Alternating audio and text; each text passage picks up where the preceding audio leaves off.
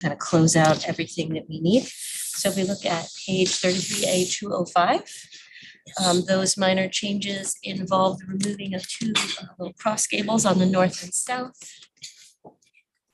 Sorry, what page number was that? 33.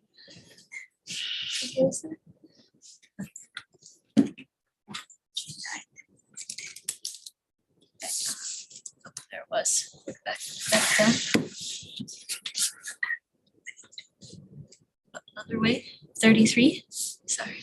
Oh, page 33. I'm sorry, I was looking at the numbers. Oh, it's 205 at the bottom. Or sorry, 103.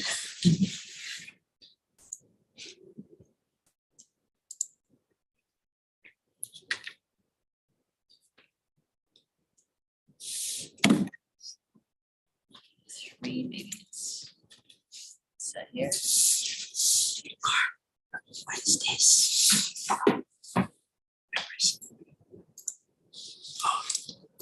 So this would be page 33.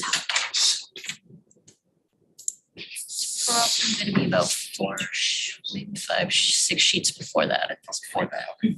It's a little different than what I have in my. Oh, if this looks.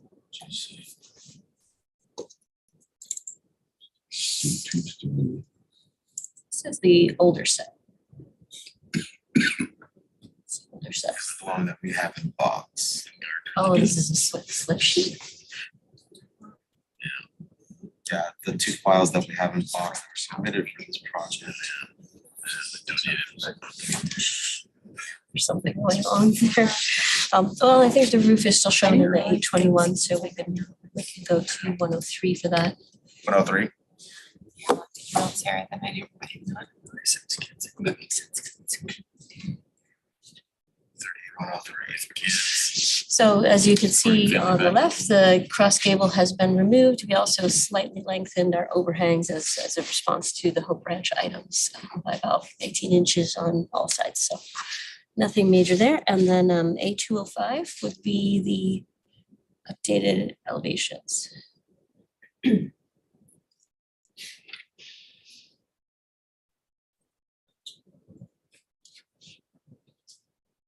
So we consolidated them onto one sheet for your comments and darkened them up a little bit, so they actually showed up on our screen well. So the darkened portions are the additions, correct? In this case, because we darken them up, they don't really fade in and or out. The addition is the kind of untextured face on the left of the bottom there for the enclosed kitchen space. And then the bar extension is on the right from the bottom. And you can see we're kind of matching all of our character, shaped rafter tails, colors and materials. And have any of the windows and doors, because neither of us are architects, have any of those moved around since the last time the architects saw them? They have not. They've not. And is there any landscape associated, or it's all? This is all.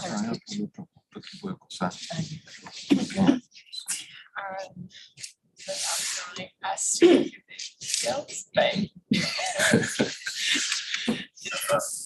have any of the details changed since other than you said you clipped their rafters? There have been no changes to the previous details. We did add a few details on the A501 sheet to indicate that we're wood wrapping some steel, just to make sure that we were covering that and you didn't think we had exposed Okay. flanges out there. Okay. Sounds good. Well, we will give it approval during the formal agenda. Thank you. All right, thank you. Y'all want to give a call to John?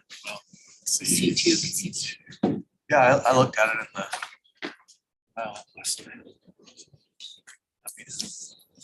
Weigh in on Chris's planting plan. Very detailed.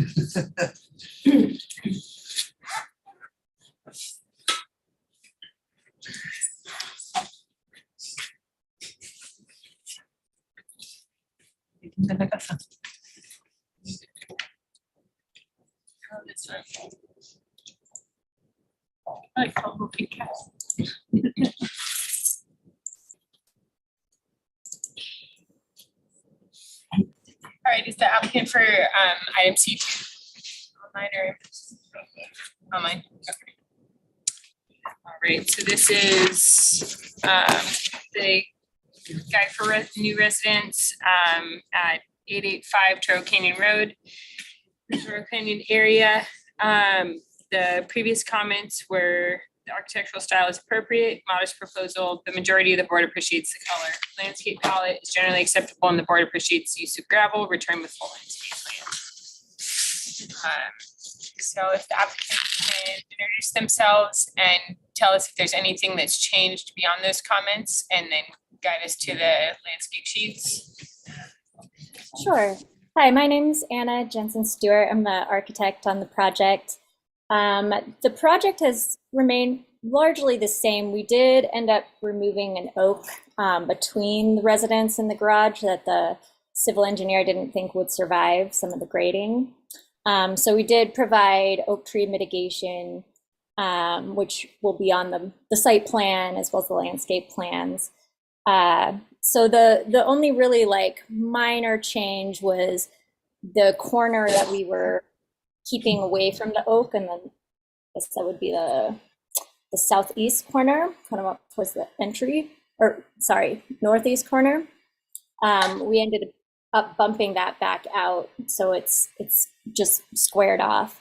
But other than that, we've just sort of like fleshed out some of the details, so we could look at some of the details if you wanted, or I could just go ahead and hand you over to the landscape.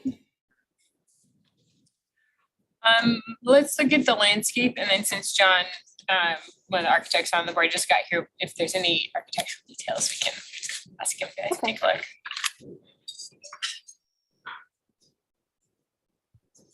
look. What page was the landscape details on? Let's see. Looks Scroll like they down. might start on 24. 24, Jonathan, is the hardscape plan. There we go. My name is Nikos. I'm representing Common Ground on this project. As you can see, some of the colors during compilation of the set kind of got a little bit messed up. So please ignore the purple and brown of it all. The hardscape we're keeping as very natural materials. The retaining wall on the west side of the pathway from the garage changed a little bit just because of civil retaining. Besides that, everything is the same as you've seen it last time. If we could go on to the next sheet. Thank you. Hardscape details have been fleshed out, coordinated with civil, and then go down to irrigation. The irrigation we had to keep within the building envelope, which we did. If you go to page 26. Yeah, thank you very much. So it is fully fleshed out the irrigation for this. We are also having irrigation for the oak trees. They're going to be mitigated.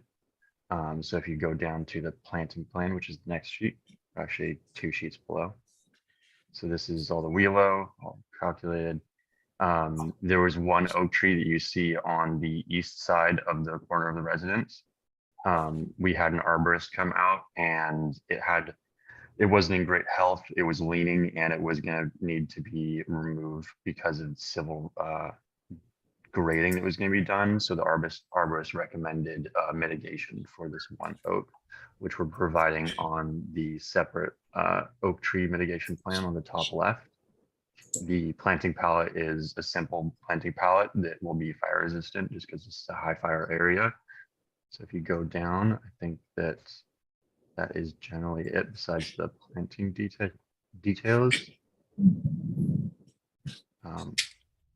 Unless there's any other questions, that's the gist of it.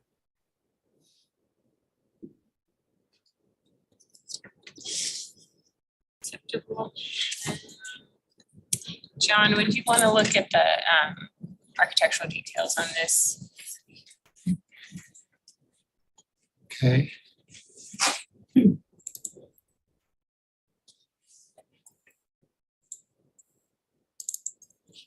Are you proposing any landscape lighting or outdoor lighting on the architecture? No, ma'am.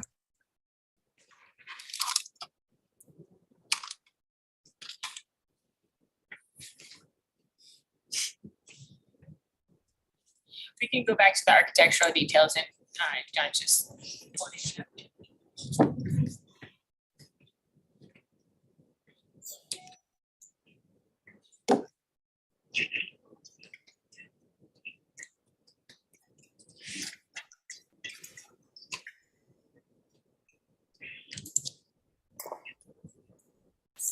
It's probably around page 10, maybe.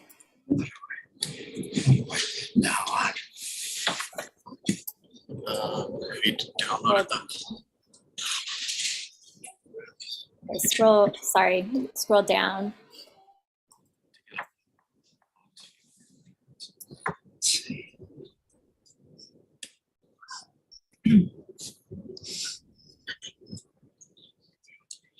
Can you remind me if this house is visible from any like public roads, or is it in the view of?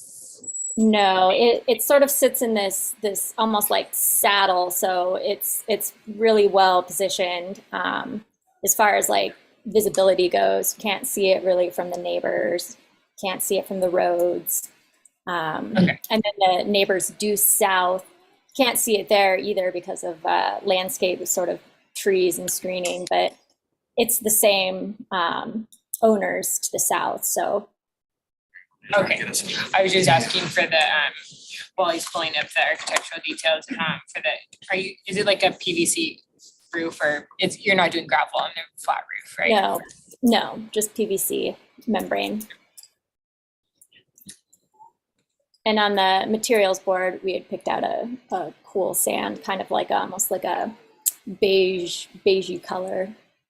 What's the password? Want to make it disappear.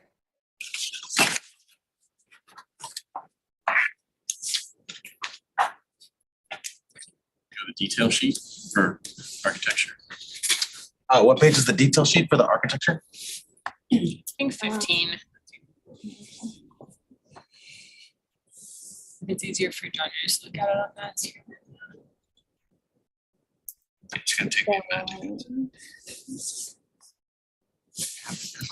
Plum somewhere last time. Oh, there we go. There's power here. Cable.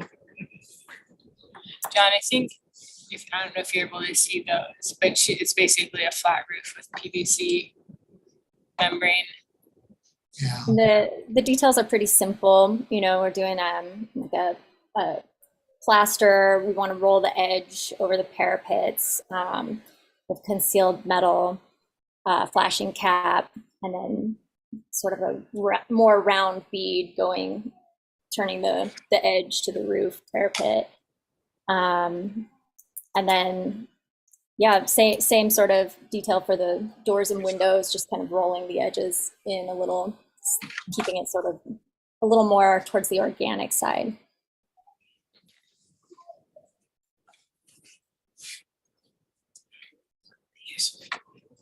Sorry, we're having some tech issues. Just 1 second. Notes are on page 15.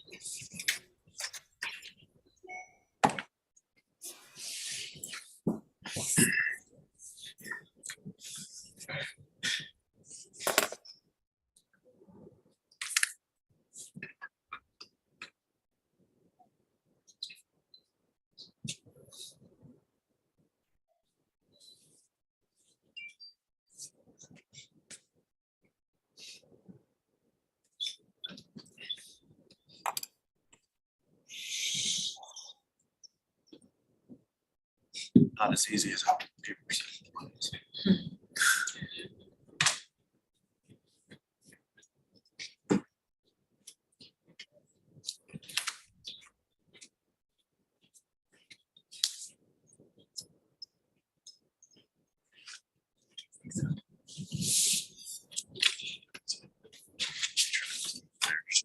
Just like that because we got Sterling. It's like, it's like,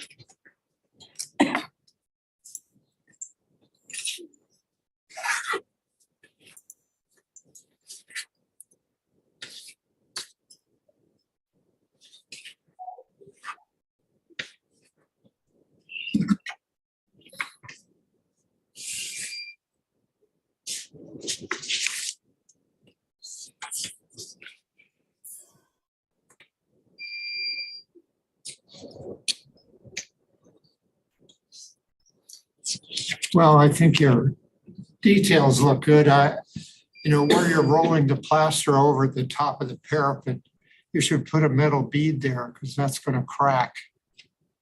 And then Right. eventually- Right at the transition from like vertical to horizontal.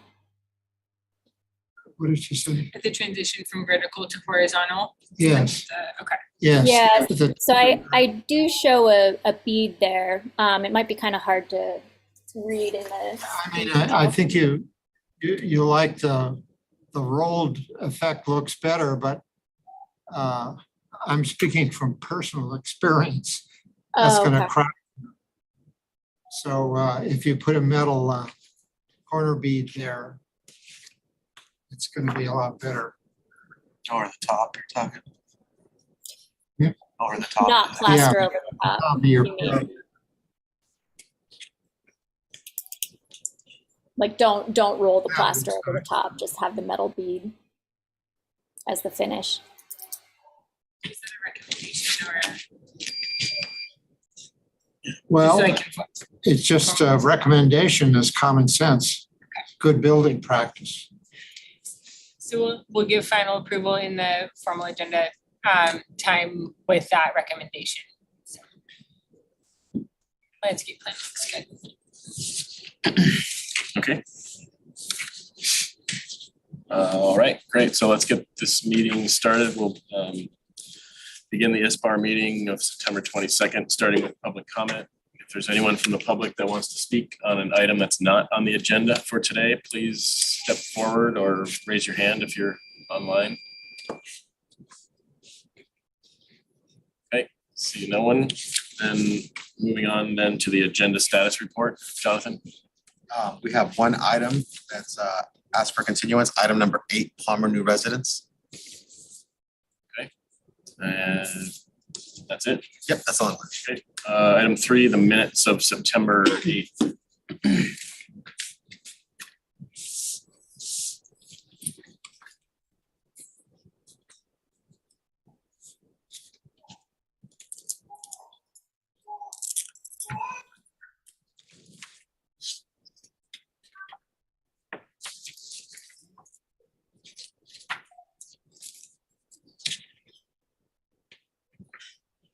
If I wasn't there, does that prevent you from getting?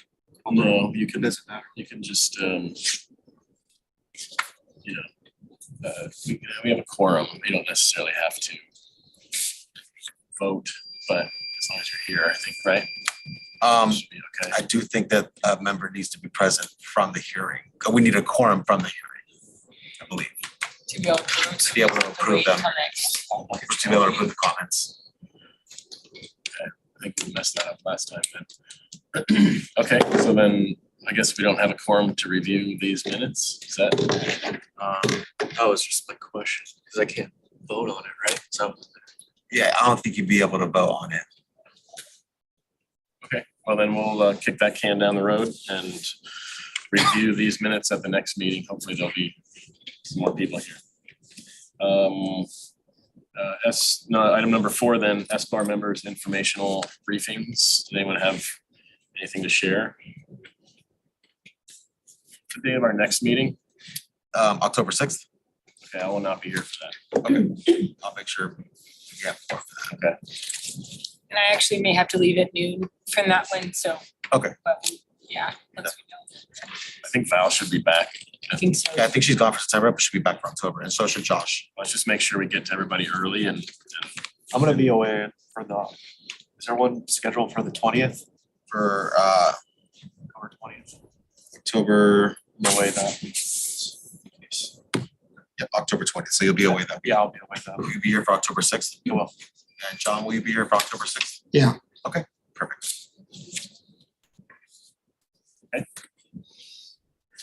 Very good, thank you. Item 5, staff update. Joe, do you have anything to share with us?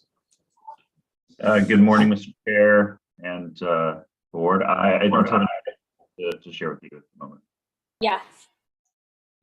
Okay, can we maybe turn up the volume on the Yeah. speaker a little bit? Okay, so the consent agenda. Ms. Grubb. Item C1 reviewed and give a final approval as submitted. And item C2 also received final approval with the recommendation to add a corner bead at the vertical to horizontal transition. Parapet. Parapet. Landscape architect that's giving the one. architectural recommendations. That's good. Okay, so that's final for both. And motion made by Ms. Grubb. Second, I'll second. maybe John, Aye. you second. Second. Okay, so all those in favor? Aye.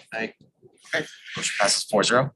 Okay, thank you. Now we can move on to our standard agenda, beginning with item number 1, the Renner Family Trust additions, request of Jeffrey Miller, agent for the Renner Family Trust, for conceptual review of a 189 square foot addition to the living room and primary bedroom with 365 square feet not permanently enclosed pergola, new retractable awnings at front of house, and 2 new awnings at the front bay window and west bedroom window. This is 2520 Emerson Street in Summerlin. Do we have an applicant here for this item? I think he's raising a hand from the attendees, or someone is. We can promote. Hi, yes. Can you hear me? Yes, we can hear you. I'm going to promote you over to the panelist side. Maybe the same with Mr. Bell. Yeah.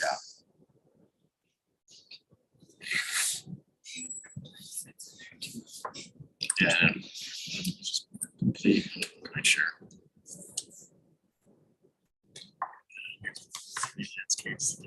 Okay, you'll just have to unmute yourself. Okay. Okay. Okay, and I can't do video. Dan Bell is also here with me to answer any technical questions. Is it possible to share my screen or should I present from your screen?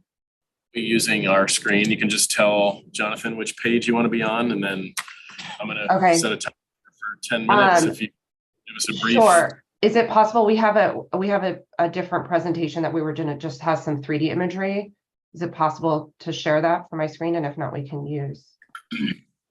This is here for conceptual, right? So yeah, I think that's fine. When you come back though, to get preliminary, we do not allow your own presentation. And you have to, because the plans have to be submitted and the planner needs to review them. But in this case, given that it's just informational, then yes, we can turn it over to you. Thank you. Yeah. Thank Okay, you. I you should- appreciate that. Okay. Hi, thank you so much for your time today. The Renner family is in person at the meeting today. Unfortunately, we could not be there. Just a quick overview. We're looking at 2520 Emerson on Emerson Street with Whitney behind us at Olive Street. Here's some images of the existing home.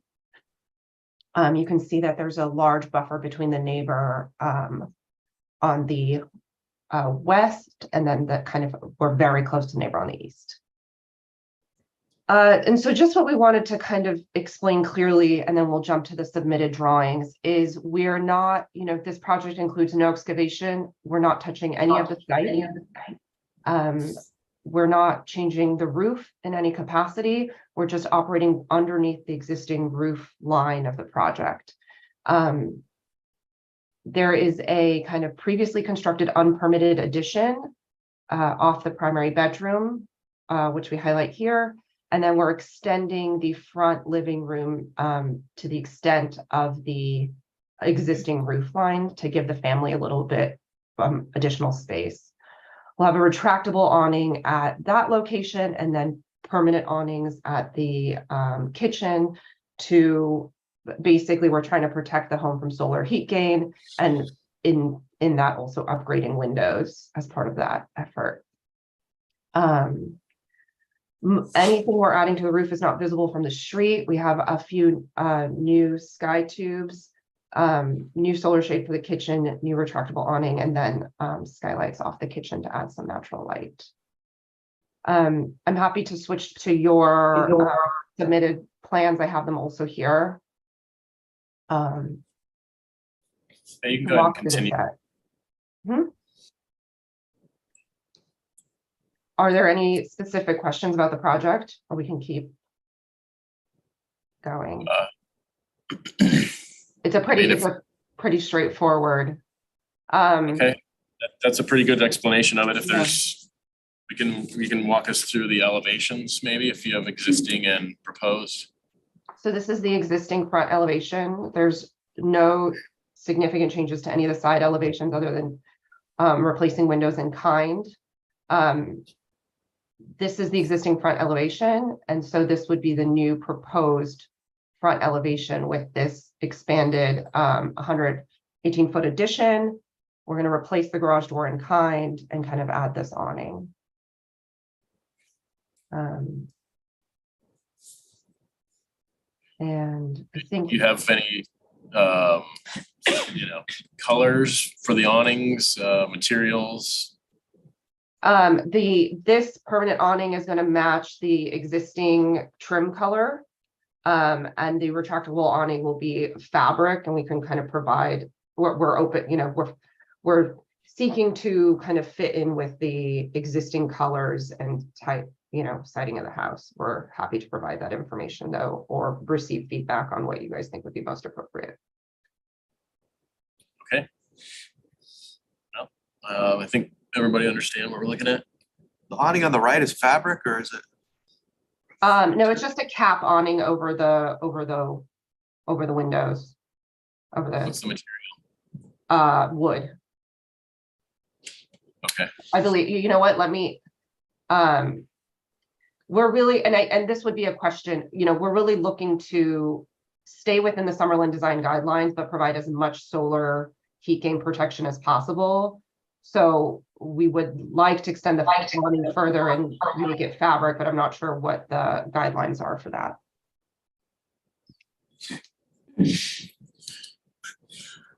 Okay, great, thank you. Any questions from the board? No. Okay, move on to public comment. Is there anyone from the public that would like to speak on this item? If so, please step forward, raise your hand. Somehow And if you're calling in from the if you're calling in, you can press star 9 to raise your hand and *6 to unmute. Okay, so no public comment on this item. Bring it back to the board for our comments. We're going to start with Mr. Verdiak. We're going to be leaning on you a lot today for architectural stuff. So Well, we had some photographs. Could we go to those photographs at the front of the existing house? And you're going to use the same colors? Is that correct? Yeah, I don't think there's an intent to really change the front of the house or the visual impact of the house. Well, overall, I think that it looks pretty good and it matches the style of the house. It's an improvement. So that'd be my comment. okay. Have you spoken with anyone from the Summerlin board about the project? Which Summerlin board? The home isn't part of the homeowners, isn't part of a homeowners association. Right, but there's a sort of I guess it's an informal. It's like a design guideline. Design guidelines that they provide. Some bar, I don't remember. Yeah, we've reviewed. So yes, we've reviewed the design guidelines document or designing within that. We have not spoken to anybody who created that set of guidelines, but we've been referencing the guidelines. You have a planner? Yes. You might talk to your planner and see if you can at least give this to the bar, as they call it, and see if they have any feedback because there is a semi-informal Summerlin review body that provides guidance to our board. And so typically Summerlin projects would go to them and they would provide us with a letter or somehow indicate their support or opposition to a project. So it appears that our board, we seem okay with everything, but I think it would be wise to go to the SumBar also. So when you come back, maybe. We'll have that letter. Yeah, we discussed it. We discussed it with our planner. We'll definitely reach out and kind of confirm how we should move forward. Are there any other comments? I think when they come back, they should propose exactly what the awnings are, if it's an awning system, it's fabric, or I think we just need a little more detail. Yeah. As to exactly what it's proposing. I don't think the layout of it is a problem, it just isn't completely defined on what it is you're proposing, so. Yeah, so just the materials and color board and details. Everything you're gonna need to get through the whole process. Enclosing the patio seems great. Yeah. So I think that this could return for preliminary and final at full board. Whenever you get all your information gathered and details put together and talk to the Summerlin board, and you'd be ready to come back, and it'll probably be a pretty easy approval for you. Perfect. Thank you so much. We really appreciate your time today. Okay, thanks. Moving on, item number 2, the bond alterations, requested Jennifer Siemens, agent for Daniel Bond for conceptual review and as-built improvements to landscaping, addition of retaining walls, addition of concrete pavers, change to color of trim, type of garage doors, change to color of plaster, and widening of driveway at 4578 Camino Molinero. Last heard August 11th. And we have our applicants here. Please state names for the record. Hi, I'm Jennifer Siemens. And I'm Dave Burke. I'm the architect originally. Robert Fowler, landscape architect. Welcome aboard. We've seen this before. no, you haven't. You've not? No, it was scheduled Oh. for before, but we So weren't let's see the coming plans. until Okay. today. Yeah, it was continued. Okay, well, whenever you're ready, I'm just gonna set a 10-minute timer here. If you could give us a brief overview. So I'll just orient you first of all. This is about a little under half-acre site off of Cathedral Oaks and Camino del Rio, just east of Tucker's Grove. And so in 2018, this owner obtained 2 land use permits. One was for an addition to the house and the garage, a new cabana, a new pool and spa, and also 2 new retaining walls. And so he started work during COVID. So as you can imagine, that was kind of a chaotic time to be doing construction. He wanted to do some modifications to what was approved under those permits. While he was doing the work, inspectors were coming out and inspecting it, monitoring it, saying, yes, we think this is okay.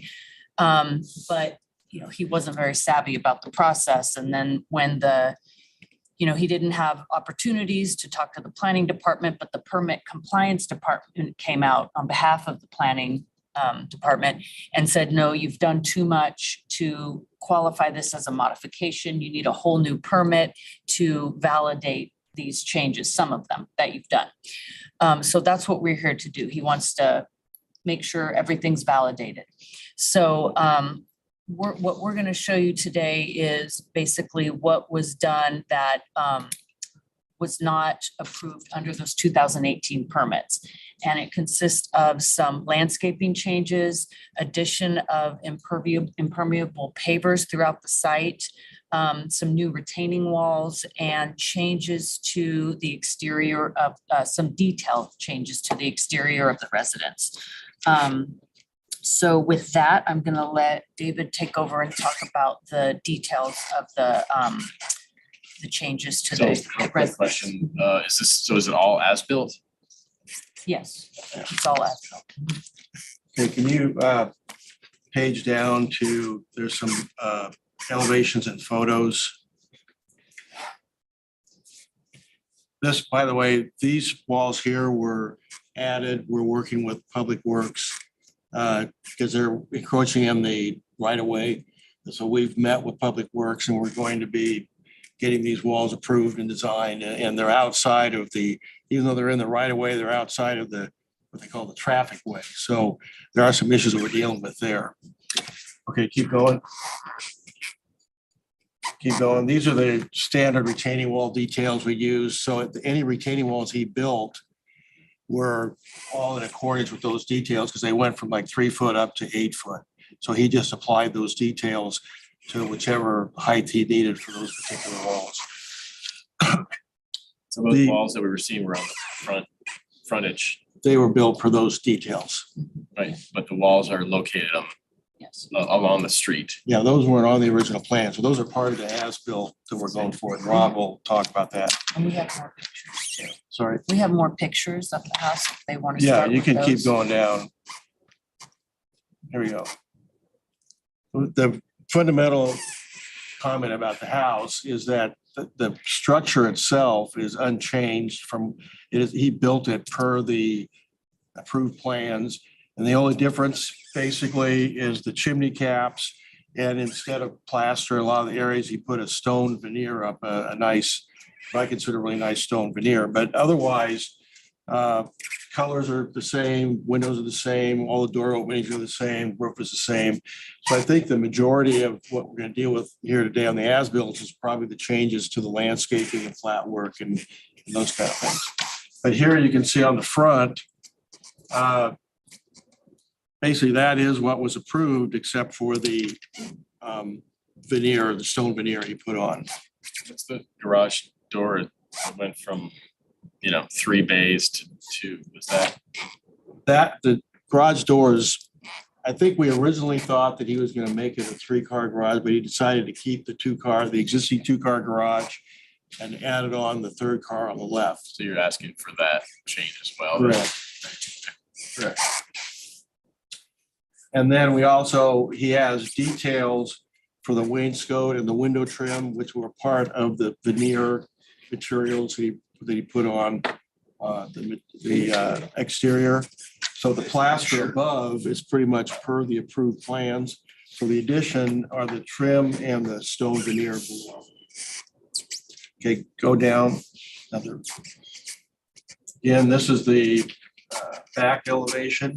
This would be the east side elevation of the house. Pretty much windows and doors are all the same. Go down again. And again, this is the rear yard elevation.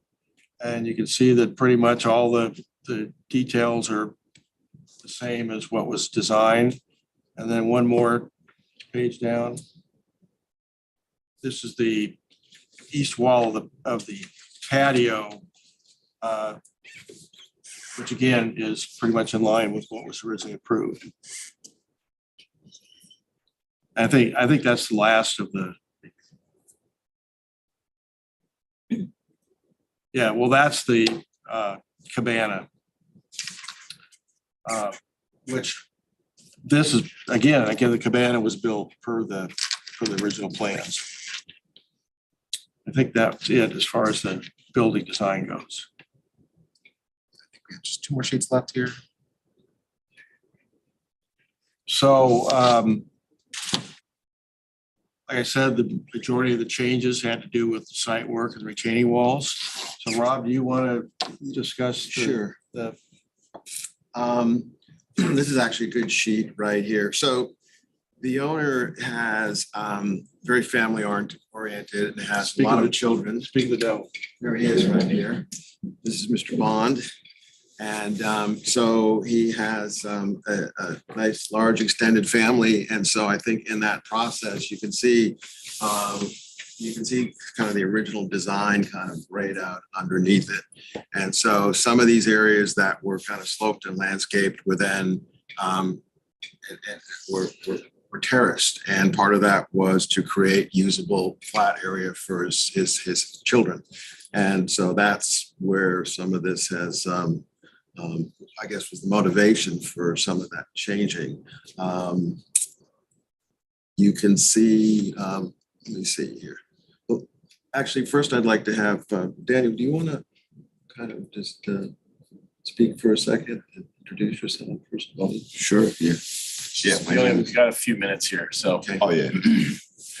Well, my name is Daniel Bond. I'm the owner, so led the construction process by myself. Things that, it was hard to get hold of, building department and kind of, was talking to the inspectors and like when I was pouring the wall, we decided to, there's two walls in front of the house and inspector looked at all the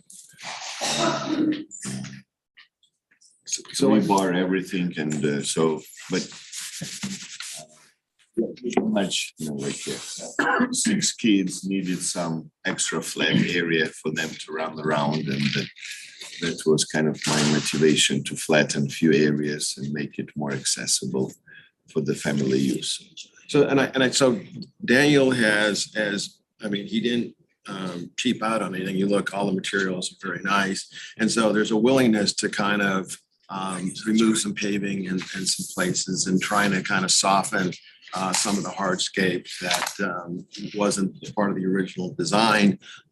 For instance, the driveway, there's enough kind of changes that are going to happen as part of having those walls in the setback that we're actually, and I think this would help a lot. We're considering removing the existing driveway right now, which is non-permeable, and feathering that back to the original design and going back to a permeable paving. So there's a little bit of concrete we can remove in one or two spots. The other one would be the oak tree. I have a arborist that's scheduled to come up and look at that oak tree and we'll pull the paving back from that. So there's little finesse things I think we can do. The oaks on the right-hand side. And actually there was an oak taken out in the beginning. And so there were 3 oak trees planted as part of mitigation from the original project that are up in the upper right-hand corner. So, anyways, I wanted Dan to speak just so he could kind of explain that there was no maliciousness here. It was part of the COVID process of not having fully understanding the process and not being able to communicate. So things, when I got out there, had departed and I wasn't in a position to be able to kind of sign it off. So that's kind of where we're back to the square one, I guess. Okay. Great. So can you kind of walk us through, those retaining walls, you said everything is sort of as-built. In the photos, there's no planting there. Is the plan to add planting and what is the proposed?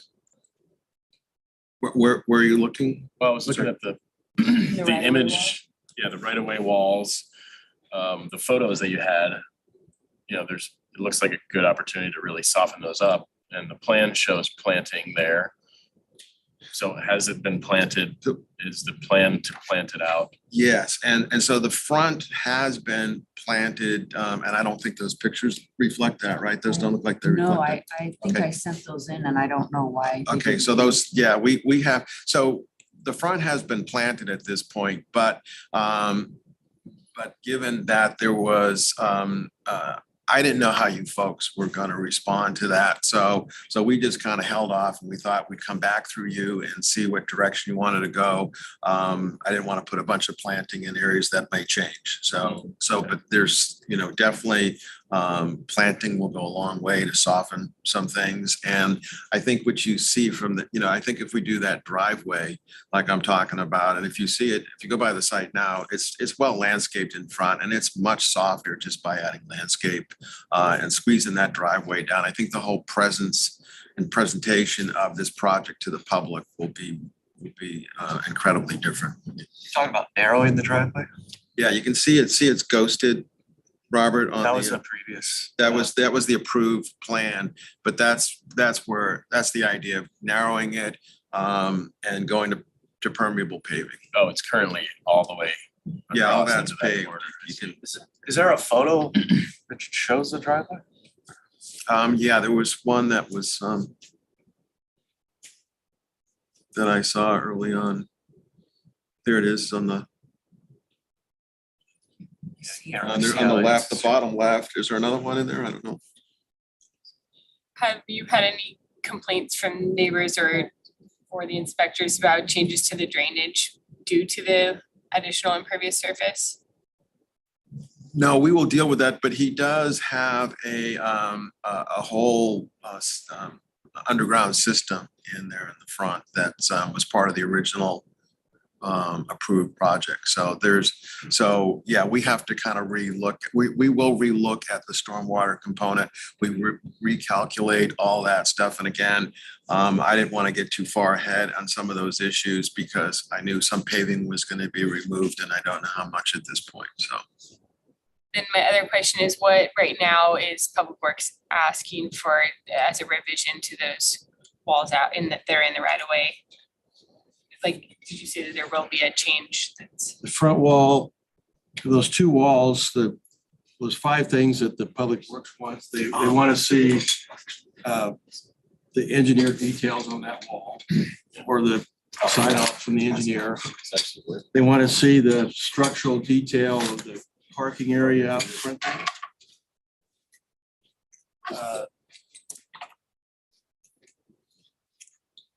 The pictures that had planting that we just done.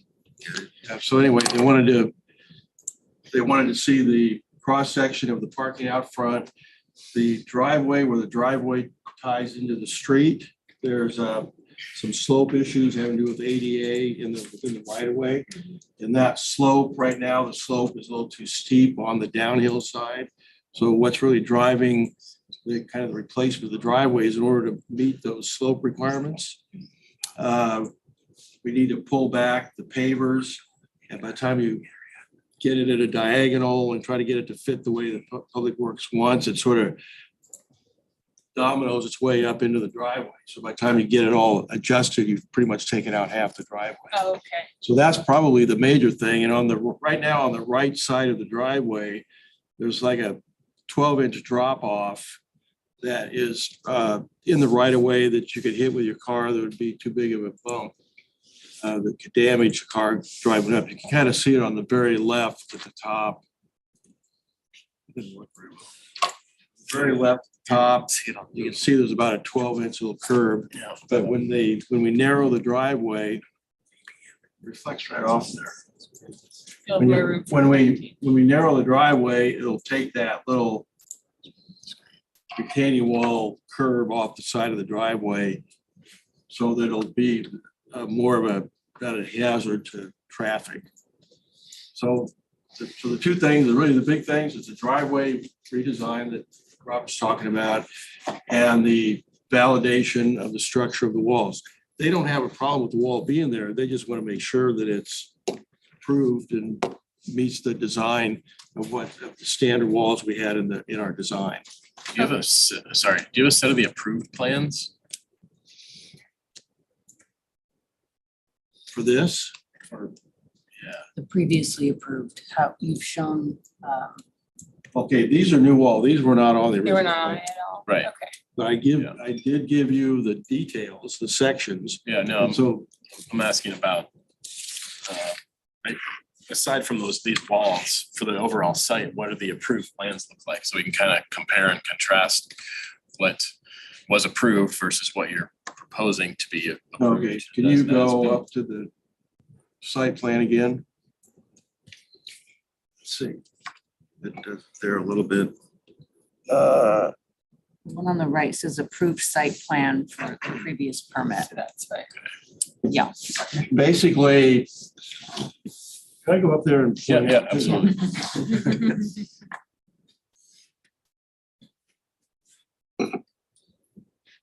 Okay, so these walls are new. This wall here, all the way around, was the existing wall. This wall at the back, this area was graded out. Originally, it was a slope from this wall up to the back. It was just natural slope. So this wall at the back is all new. This is all existing. And then this is new here. And some of the work over here is new. So basically, we're talking about these walls up here and these walls down here as being really what are the big issues, the big change from the original. What's the height of the wall at the top? Up here, I'd say it's about, it varies from about Okay. 3 foot at this end to maybe, so it's actually a step. There's a wall in front here that's about 3 foot tall. Yeah, 3 and It 3. fences kind of. back and then goes up again right along the back to about probably 4 to 5 feet tall along the back, and then it steps down along here as well. So it's terraced So- out on the top. Yeah. Probably from the bench up, it's what, maybe 5 feet maximum? Yeah, max, yeah. On average, 3.5, I think. Doesn't Okay. really impact anybody though, No. backyard. That helps. Thank you. I have Taylor. one last question. For the paving that's in front of the new walls, like along, that's in the right of way, is it being used as parking? It looks like it doesn't have a rolled curb or anything. It has a Yeah. normal. There's no season curb Yeah, there. it's used for the parking. Yeah, this is for parking That's along for here. guest park. Somehow they're just, okay. It's a nice smooth transition. Oh, it looked like it was a 6-inch curb. Yeah. Okay. If you park a car on it, is it overhanging into the road? Sorry? Yeah, it's not almost like 8.5 feet, yeah, for the car parking. So full car. Yeah. Yeah, so yeah, car That's can pretty park. much in what vehicle. all neighbors have, kind of. That's what I was wondering, is that like normal for the neighborhood? So So you can this see down the area right street here and is out where we there. have that, sort of that curb. So this driveway is This gonna guy's be got a motorhome. made narrower, and they'll be planting here that'll take that sort of traffic hazard. If I may, just like 20 seconds, going back to the driveway. I mean, you see, that's how original was approved, but with the 3-car garage and having, a van for the kids, yes, I extended maybe another 8 feet here and 3 or 4 feet widen. I mean, if it's any way we could kind of stay closer to that, it's really convenient on a daily basis, but if I have to go back to the original approved, I mean, I'll do it. Any other questions? Okay, public comment for this item. Is there anyone that would like to speak on this? If so, please step forward, raise your hand. *6 or *9. *9 to raise your hand. No public comment. Back to the board for comments. Mr. Berdiak. Well, I think that on your south elevation, the as-built omitting the stonework around the entry is an improvement. And I mean, you put surrounds around the doors and windows. It's okay. I do think that your chimney caps are wrong. That's a totally different concept from the rest of the house. And I mean, what you showed on the drawings, your approved drawings, is more consistent with the Spanish concept and Mediterranean concept. This is, your chimney caps are more of a French mansard concept kind of drawing. So I think that's an unfortunate, decision. I also think that I can find it again. You put a molding, like a precast molding under the eave, under the overhang. Where's that now? Can you scroll down to front elevation? And then before we move on from your previous comment, since we are in comments, John, if you feel strongly about the Right there. chimney cap and you think it needs to be replaced, then now's the time to say replace the chimney cap. All right, that would be my opinion. I feel that that chimney cap is should be replaced. I'm sorry. The chimney cap should be replaced. And also you have a molding here, which I lost it here in my, Moldings are on the left center on the photo. on what sheet is that? That's You zoom in there. 6.0, AB 6.0. Bottom. Page 6 on the PDF. Down and to the left. It says No, keep, stone detail, typical stone veneer and trim detail. Is that the one you're pointing at? yeah, there you go. So that photo, we tried to catch all the molding details.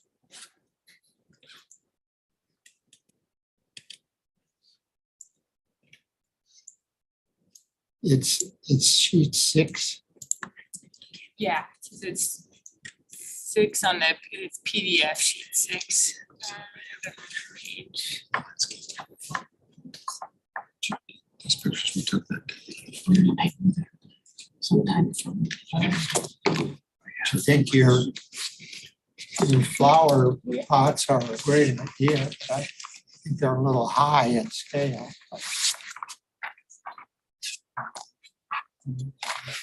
I saw a precast concrete molding right under the roof. Find it. Is it there? Is it just the garage doors you're talking about? No. That surround, yeah, it's okay. Yeah, excuse me, we had some pictures we thought were part of the presentation. There you can see the new landscaping that's been in the front. So I think Jennifer may have them on her phone. Yeah, please, the We might be able to with the look at trees. on Google Images too. I think Robert. It doesn't show the After landscape. the landscaping. I think you're, Trees. Plenty of Yeah, trees. that's what, that somehow didn't get on the, Yeah, because Jennifer, if landscape. you want to email me them, I can pull them up. Yeah, find them real quick. yeah, see, here we are in sheet,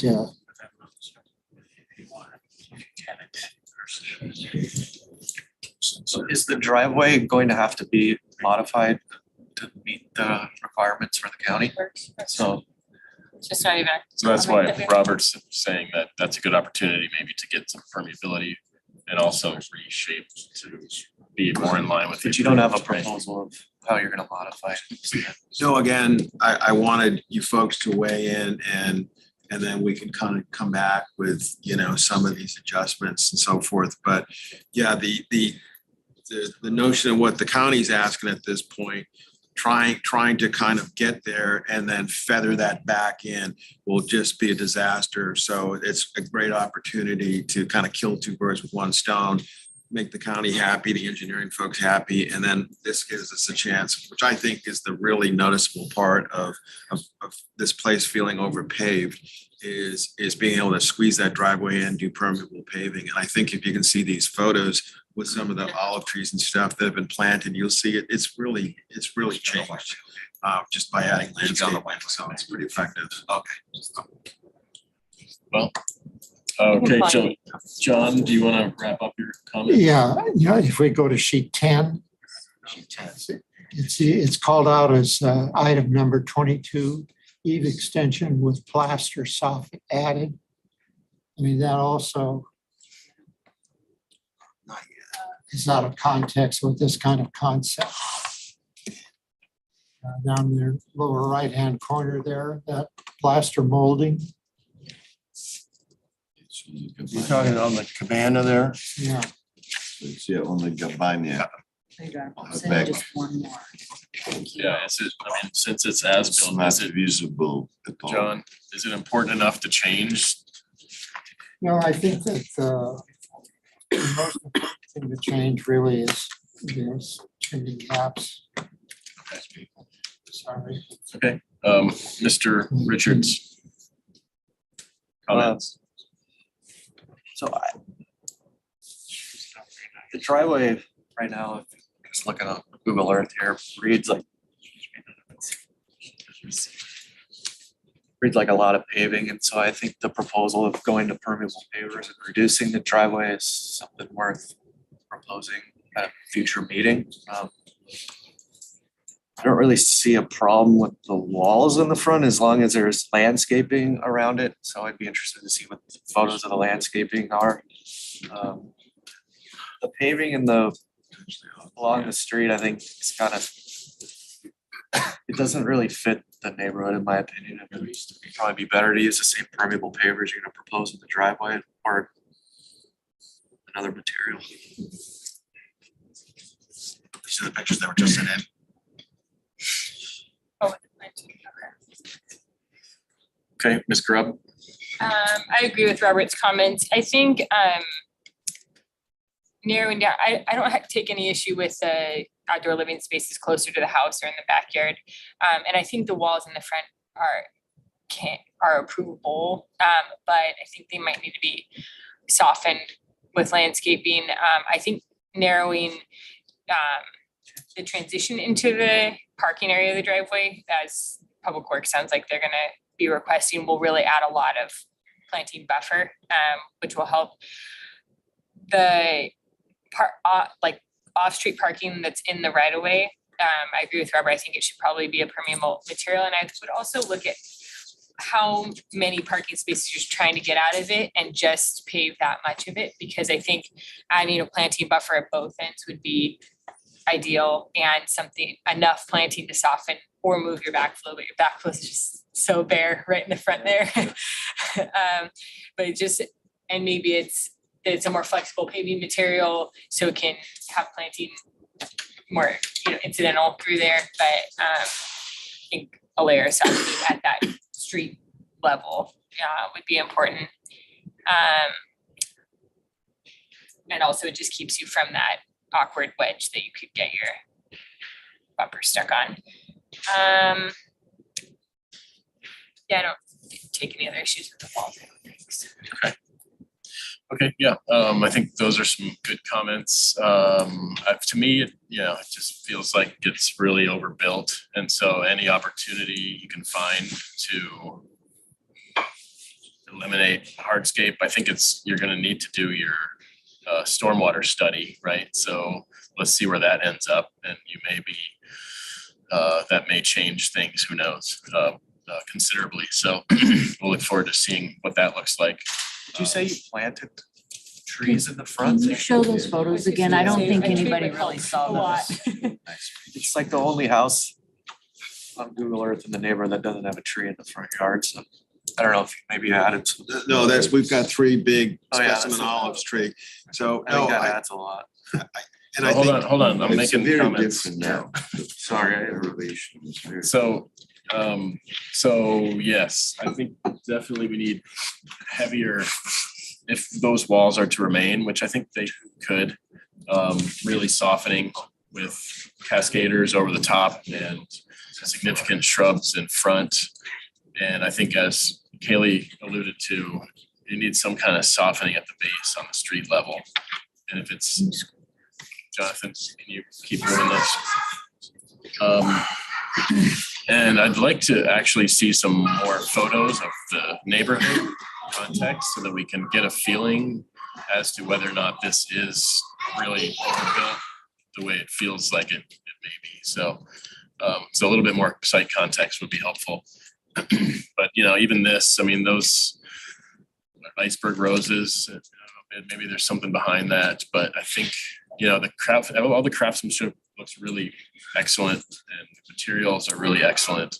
I think it just needs to be softened up considerably. And then as John alluded to, with just really the architecturally speaking, the chimney cap style wise, but and then get as much permeable space as you can, soften it up as much as you can, and come back to us when you have more on the stormwater stuff to see where that brings. Come back for I think prelim and final full board. Give you an opportunity to keep. yeah, the owner's very willing to make, and I think a few good moves could go a long Yeah, way. exactly. And the owner's very I agree, amenable but to that. So. It's not the way I intended. Since I had to reapply, I just left as is, but I mean, you see the design and the quality. I would never leave those walls for myself, neither for neighbors, of course, lots of landscaping. got it. What did you say again about the pavement on the street? Leave it gravel or? I think some sort of permeable paving would be preferable. And if it's something that doesn't have to be laid in a rectangular layout so that you can integrate some plantings wherever you don't need a specific parking space. And then just minimizing the amount of paving to whatever number of parking spaces you're trying to achieve out there versus just paving the whole strip. And screen the backflow. And screen the backflow. It'd be nice if the driveway contrasted with the pathways around the house, you know, to bring a little hierarchy from your paving layout. I'm not convinced that parking should even be there yet, so that's why I want to see site on the street. Chris, on Google Earth, you can look across the street, there's a guy who's got a motor Yeah, I think on the street paving, would be so there. it is kind of consistent with the Everybody on that neighborhood. street has. Okay, that's all I want to see is, yeah. I don't know I that the don't way have- that you paved it there is consistent with what I see in the neighborhood. I think you use a different material. Yeah, all good comments. Thank you. Thank you. Thanks. Thank you. Thank you, guys. Moving on to item number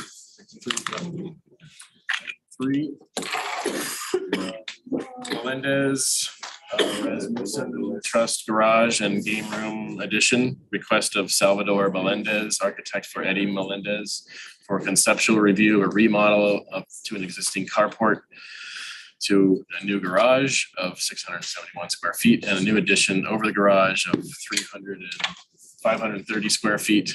And this is 5120 Cathedral Oaks Road. And we're gonna wait until Haley comes back. Perfect. But in the meantime, you guys can introduce yourselves. I am Salvador Melendez, I'm the architect, son Eddie, Great, I'm the owner, and the the property owner. owner. sounds good.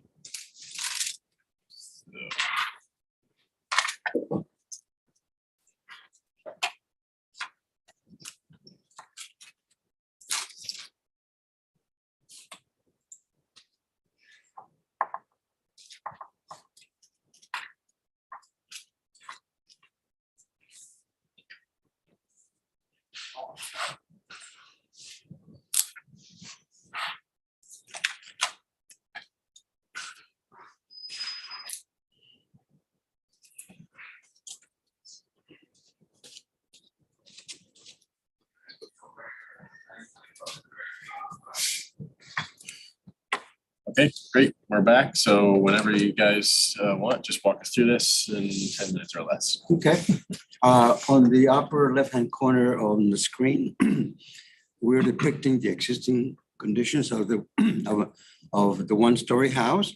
The one-story house has an existing attached carport. And then right behind the carport, there's an existing workshop that was built afterwards. And what we want to do is convert the carport into a garage and then new construction, excuse me, so that the new garage and the workshop will be combined into under one roof. And I'm sorry, real quick, was the workshop approved? Or is that, I have no idea. okay, No idea. It's existing when I moved in. okay, Yeah. okay, continue. And so with a new garage and a workshop attached to it or be part of the garage to add a second level right above that existing carport and workshop. Okay. And then the upper level house, what we call a gaming room. Game room, can you? That's the site plan. So if you, yeah, there's the side plan.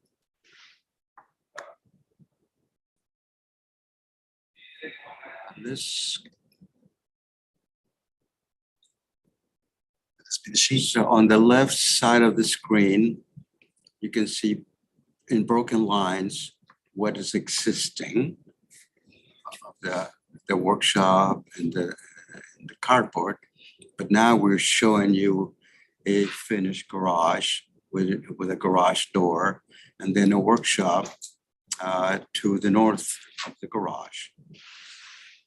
And we have side doors connecting the east side of the property and then the interior patio that we now have.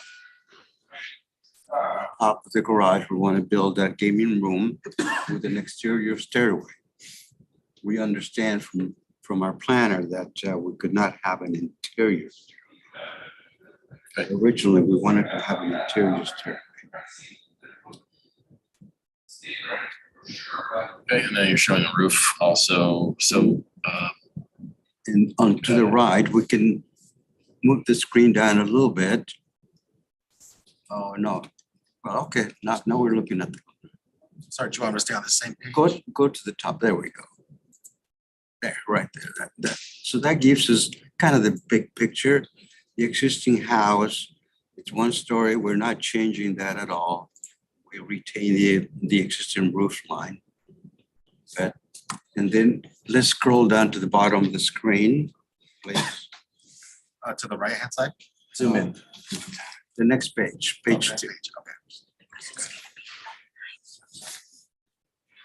So here we're showing you the existing south elevation as you see it from the street. And then below it, what would be the new south elevation, because now we're showing the finished garage, and then above the garage, the new gaming room. And then to the right, we have an existing east elevation.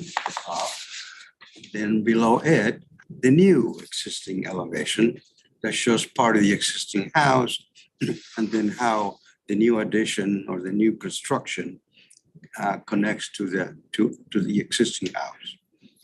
And on the bottom row, we see the existing north elevation, which is really the backyard, facing the backyard. And then adjacent to it is an untitled new north elevation. It shows the stairway and then how it connects to the existing interior patio and the rest of the house. What's on the last sheet? So the last sheet shows you we're repeating the south elevation, and then we have the new east elevation, the new north elevation, the new west elevation, and then a cross section as for the new work. Okay, great, thank you. Anything else you want to share? I think it's pretty straightforward. We're going to be matching the existing roof, the roofing, the existing lath and plaster, including the colors. So this is the view that you would see from Cathedral Oaks. So the property is kind of on the north side of Cathedral Oaks. Is it behind a hedge, or is this like exposed to the street like that? Actually, there is a hedge. It's just not shown. I didn't take the picture. From outside, can we pull up the Google? Most of the house you can't see from the street because of that. There's an avocado tree and a Big avocado. big avocado tree and a couple of oak trees Okay, that kind of obscure most of the view, except for where the driveway is. Yeah, in fact, if we go back to the site plan, please, it will be page 1. Zoom in on which section? That's it. So on the right side of the image, you can see the symbol of the existing oak tree and then the driveway. So most of the house, of the existing house, it's not visible from the street. can you pull up the street view? It's pretty funny. All you see are the bushes. Yeah, okay. There you go. We'll see it here in a second. So yeah, some context too. So foot.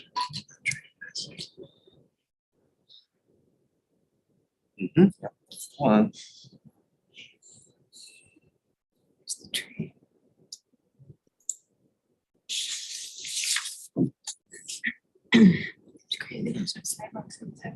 Yeah.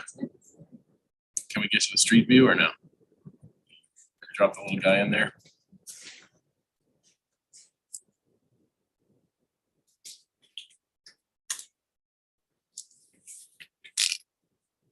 Yep.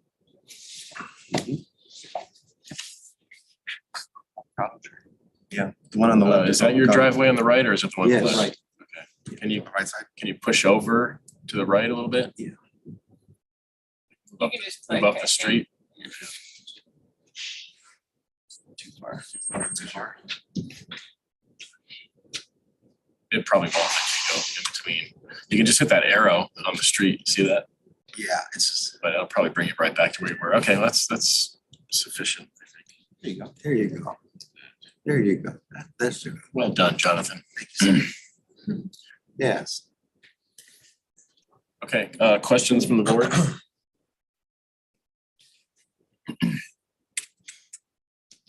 No questions? Are there other two-story elements in the neighborhood? Absolutely. Directly across the street, there are four houses that are high. All of them are second floor.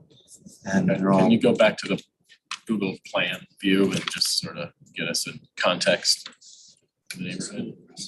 In Google, right where you were, just go back out of street view. Yeah, there's four houses there. Okay, so anything along those 5 or 6 houses on your side of the street? Those all one-story elements. The one, 3 houses down has a second floor, a small second floor. Kind of above the. Okay, From the. Yeah. No, I'm sorry, the. 1, 2, 3, fourth one over. They're all like hidden and planted. Yeah, so that one. That one has a second floor. Okay. Kind of a single room, similar to what I'm. Okay, no other questions, then public comment. Is there anyone from the public that would like to speak on this item? If so, please step forward, or And if you're a call-in, press *9 to raise your hand. okay, see no one comments from the board. Yep. Question. Too late. How far from the neighboring building is what you're proposing there? You're right up against the property line and then the neighbor is too. It's like, The new construction will be just within inches of the setback. Yeah. Which is almost 7 feet. and it looks like their house is right on the setback. Yes. I think so. I guess all those homes look to be that way. Okay, comments, Richard, Robert? Richards?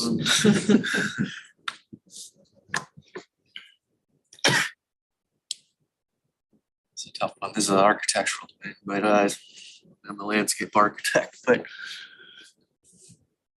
think what you're proposing kind of falls into the side loading term, which I know this board has discussed, and so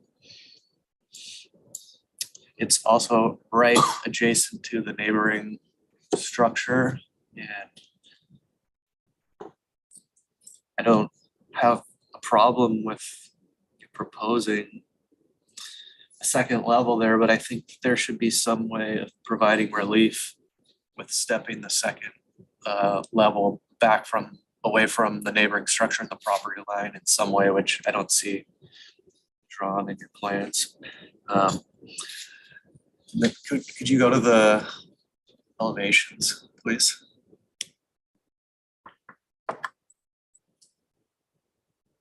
I also think that the window, the way it's proposed over the top of the garage is kind of awkward, and this is a landscape architect trying to play architect, but I think there's another way of potentially proposing the set of windows up there, or I would recommend to take a look at that. Could be some other detailing to the way that the window or windows are proposed up there. And then the way that the roof is proposed with that overhang, I think that second level needs to somehow shift or have some kind of relief on it. The roof reads like it's I don't know, like a cap on top of the house in a way that I think maybe has too much weight. And that might be partially the way it's drawn here. So I'd recommend trying to potentially take that second level and kind of pull it back a little bit. That's my feedback. Okay, actually, I do have another question. What are your plate heights for the second story? Do you know? It's It's 8 feet. Okay. 8 meters, yeah. Okay. Mr. Verdiak, comments? Well, I think that I agree with the previous comments. I think the building is seriously side-loaded and which puts it out of scale. I think on your site plan, you need to show the adjacent buildings, both to the east and west. So to get, they're going to have a lot. I'm afraid that the building, which would be on the east, the neighbor to the east, would have a loss of privacy with that second story there. I think that the building is really, as posed, is really out of balance. And the second story, we call it side loading. It should be to try to balance the mass of the building. And I'm not sure that, when we look at the front elevation, it's hard to read the way it's drawn, but perhaps the gable end should be facing the front. That would, in a way, reduce the scale of it. The idea was that I could potentially put solar panels on that roof. I know because it's a south- consistent with the south-facing existing roof, Yeah. but I mean, it might be a way of reducing the mass, the impact of it by doing that. I mean, I think that I know what you're doing is the easiest way to build a second story on this particular project. Yes. And, but still, the massing is unfortunate, and I think it would be unfortunate to the neighborhood and the building, the house. I'd like to see the second sheet. The east elevation. No. Upper right is existing, just below that is proposed for east. Yeah, and those windows, would that be looking down into the neighbor's yard? On the east side, yes. Yeah. So that side of his yard, that's where his garage is. So there's really not much to look down onto. Well, I think that we need to see the adjacent houses, and what the impact would be. I mean, I think you need to study, the massing of the building. I think that wall, that mass on the east side is going to be overwhelming. And I just think it needs further work in order to accomplish that. Okay. Ms. Grubb? I agree with the comments that it looks to be side-loaded. I don't think I have too much to add, other than I do think it's going to impact the neighbors on that side. So I think seeing some context, so we can make a more informed decision. Okay. I think your rendering's not doing you many favors. The really dark on the roof and the, it's a little hard to read, I guess, especially that on that south elevation, the second floor window. I don't know if that's just one big picture window and how that's all working. But I agree with my colleagues that it's very side loaded. The back elevation, the north, it's kind of that awkward sort of angular. I know it's a stairway, but it's hard to tell. Two large masses of the walls going up, but then you're showing the door. So are you actually showing through that wall to see the door? Unfortunately, the screen, it's not showing the actual broken lines that represent. Yeah, I think I understand. We do have some side walls. Yeah, so I think what you would actually see there isn't a door. Correct. Or the stairs. So it'd be a really big blank wall. Pretty much with an opening in Yeah. in midpoint, Yeah. So, I guess my question is, did you consider, because you have can you go to the site plan? You have a deep site, right? Did you consider just adding to the house, another, Build into the yard more Yeah. instead of going second floor. Yeah. No, I haven't considered. It seems like that would do you. I think we're having trouble with the side loading on this thing, and it just looks like an appendage that was stuck on. And you're gonna have trouble getting that through this board, I think. And I think that, let's see, where's the proposed? So it is basically back in line with that. Yeah. To me, that would be, you would breeze right through if you considered that as an option versus trying to do the second story thing, because we're having a little trouble here. And I think I know, like you said, the second story looks over the garage, but you can also look right back into their pool area. And you're gonna be taking sun away from that part of their yard in the latter part of the day. So I would encourage you to restudy another option, alternative option, or if you want to stick with the second story, you've heard the comments on that. And so more detail, more context, and or a new approach. But so I think I would say, return when you're ready with new material for further conceptual and preliminary. Yeah, further conceptual. Yeah. I also think you need to simplify your drawings, because they're hard to read. While they're sideways from here, we're an aesthetic board. So we're interested in the elevations, what it looks like. I mean, the style of the architecture is okay. It's consistent with the existing building. But they're hard to read, the way the windows are blacked out and stuff. And so we just simplify it. Might help to have a little color in the elevations too, more casual. I think the prints are much easier for the eye for us to. Sure. As compared to the screen. Yeah. The screen is immense. Yeah, there's much more detail there than we need. Yeah, the line Didn't weights. do much. It's hard to read with the line weights, Like, is that a wall or is that a dimension line? So Did you consider doing like a detached structure in your backyard? You've got such a large backyard. No, the idea of putting a thing on top of the garage just appealed to me.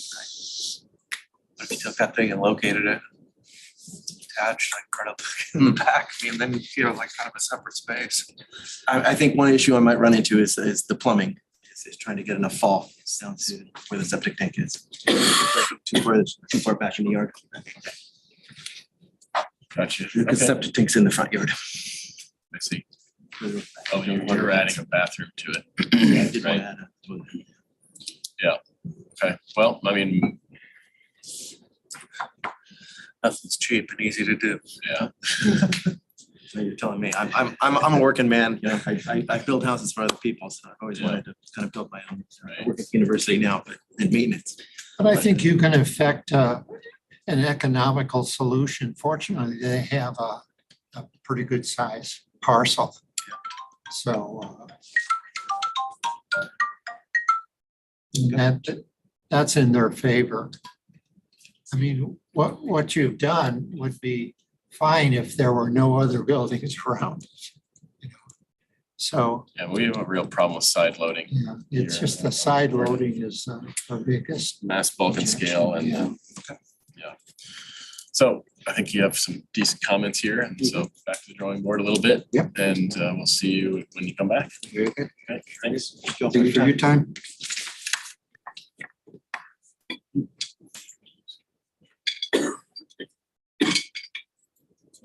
Okay, we'll take a little 5-minute break here and while we wait for Jonathan to come back. Should we give everyone a warning on what happened? Yeah, I mean, Right off the break. it's gonna go fast. Super fast. I still think I still don't think it's that much necessarily. Okay, I think we can pick up the pace a little bit. yeah, I think we should try, because We just got your items. 1, 2, 3, 4. I'll be back.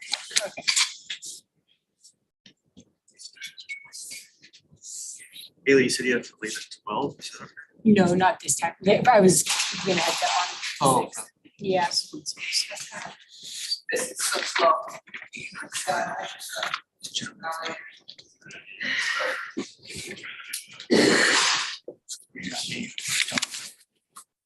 sounds pretty cool. Stylish. I thought this first time I tried to bring these. Yeah, it's nice to be able to look. Last time they had floods, you weren't here. I don't know why they got rid of them.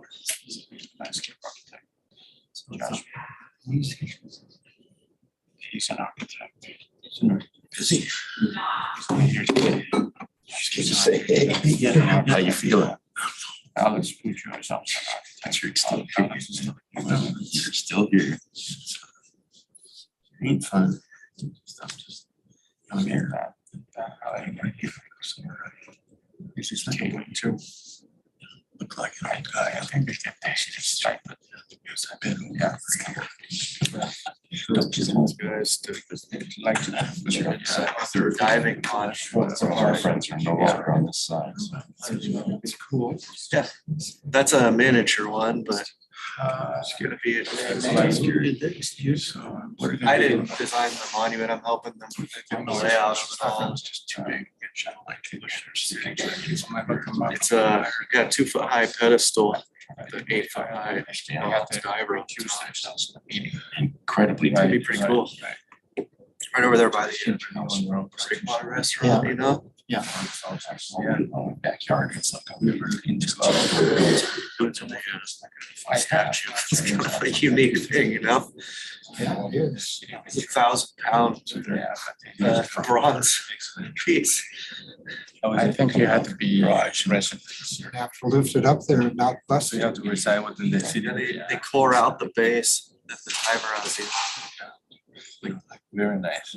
Iron that comes down and then they set the thing right into the top. And it just locks down into it. Epoxy it into the Well, top. has it already been? No, so they've only done the miniature ones. They're fundraising with that. And then they 3D scan it, then they blow it up high, and then the artist goes retools it all with clay to add the detail to the larger one. So you have the final design for it. So that's just like a miniature one. That one's like small. They blow it up. It's pretty amazing. Yeah, a guy can come in and he buys it. He's like, Yeah, I wonder who does that. You know, does that casting? I don't know. Yeah, I'm not involved with the actual like design of the statue itself. Oh, it's nice. I'm sure it's gonna look great. Yeah, it'll be cool. They put one in Florida, Or they don't necessarily only. the Navy SEAL diving training center, and so they say it's the most visited monument in Florida because all the divers before they go on their training dives, they go in they rub the shoe of the diver for good luck, and I guess the diver's shoe is all polished from all their hands. You know, up at the north rim of Grand Canyon, they have a bronze pelican there. They just throw it in now. So it's Okay, And everybody rubs their nose, and that's polished. it's a Real good shiny. luck thing, huh? Yeah. Yeah, it's interesting how they find some kind of special use like that where people think it's lucky. Right. Well, in this day and age, whenever there's so many things that are common, you know, off the shelf, I was very rude. that's, you know, an original piece. So nice to see that.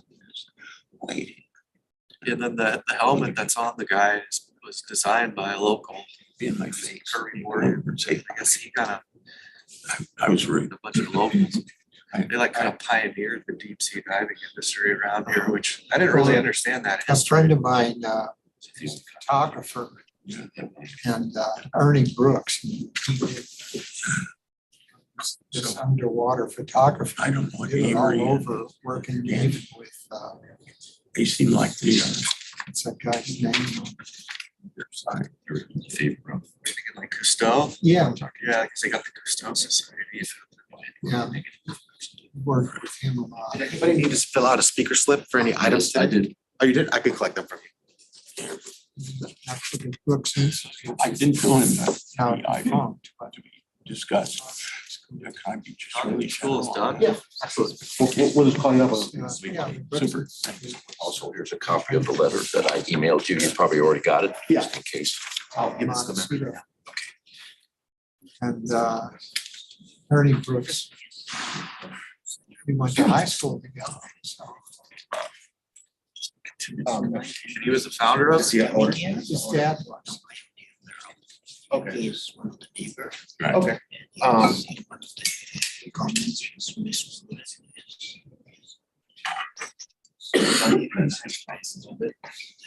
What do you? Oh, yeah, there's that one. Gonna take us to lunch at Costco?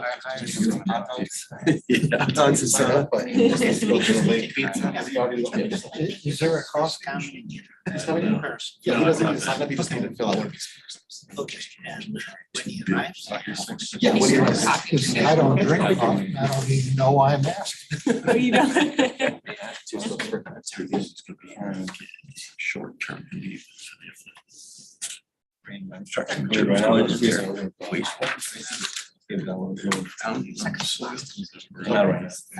fine, you already just fine. He's gonna have a. It's got a couple of mature trees. I'm skilled. Short term. Truly, I mean, they're not gonna see any of it. Oh, I'm sorry. I have that. In the middle. Depends what level of review you're here. Your roadblock. Talk to them. Yeah. Yeah. On the driveway. Pretty friendly, you know? That's nice. Item number 10. Okay. It depends what you call. She is the representative for item number 9, and she's wondering if she could present from home and share her screens. This is the first time. Okay, I connected some. That's fine, Kate. Yeah, I'm going to take the screens because this is like an isolated building. Library. Entitled maybe set, Yeah. so it's hard for you to see it for really to the other buildings. Like very nice. Some like 10 by 12. So I'm thinking we should. And I used to have mine right here. I don't know if you. Since it's just conceptual, that's Okay. okay. They asked me to do You don't have to wait for 2 hours. So it's contradictory. Okay. We'll get back to order here, starting with item number 4. Town Equity LLC residential addition request of Valencia. Okay. Group LLC for conceptual review with as-built proposed bedroom suite addition of 281 square feet. Okay, gents, bring it down just a little bit. Proposed addition to the first and second floor of approximately 1,261 square feet. This is at 42, no, I'm sorry, I'm reading the wrong thing here. So it's a bedroom suite addition of 281 square feet and a roof deck of 245 square feet with storage of 18 square feet. This is at 5536 Cathedral Oaks Road. And we have our applicant here. Please state your name for the record. Hi, I'm April Palencia with Vanguard Planning. Hi, April. I'm gonna set a timer here for 10 minutes. If you wanna tell Jonathan which page you wanna be on and give us a brief presentation. Sure. I believe I'm primarily presenting the as-built addition in the back, but I'll just walk you through the materials as I go. So as shown in the front rendering here, this project is an interior remodel, but with some exterior skin treatment. So we'll be painting the house a fresh coat of paint with white, and then the window and door replacement will be an accent color with black, and the entry doors, which are now solid, will be converted to French doors. So you can scroll to the next page. Can you show us the photo mapper real quick so we can get some idea where we are?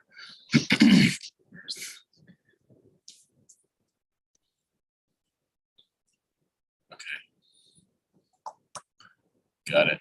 Okay. Back to the plans. Yeah, the nearest cross street is Kellogg. So the site plan there shows the as-built addition and deck. And the existing house is to remain. And then scrolling all the way down to sheet 11, I guess.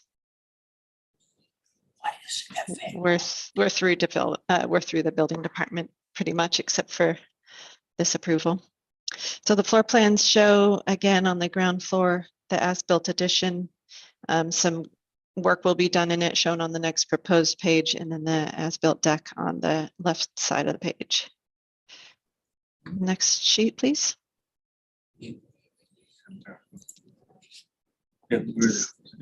So the ground floor as-built addition will just get a walk-in closet carved into it and a bathroom remodel. And then next sheet. The as-built roof deck will remain, we'll just cover it with a new single ply topping. And then the next sheet, please. Our color palette is the white exterior with black accents windows and black sliding bifold doors and French doors. And then we're showing new lanterns and new door hardware. So the next page is just showing the existing roof is to remain. And then the following page shows the elevations in comparison. Thank you, Brooke. Down one page. So I would say on the west elevation, the second row there, the existing condition is a slider. They'll be going to a bifold or trifold rather. And then on the north elevation, again, a big slider will be converted to a trifold. And then the as-built deck upstairs will have a pair of doors or a sliding door there. And that concludes my presentation. Okay, thank you. Can you go to the site plan again? Are you showing neighboring structures?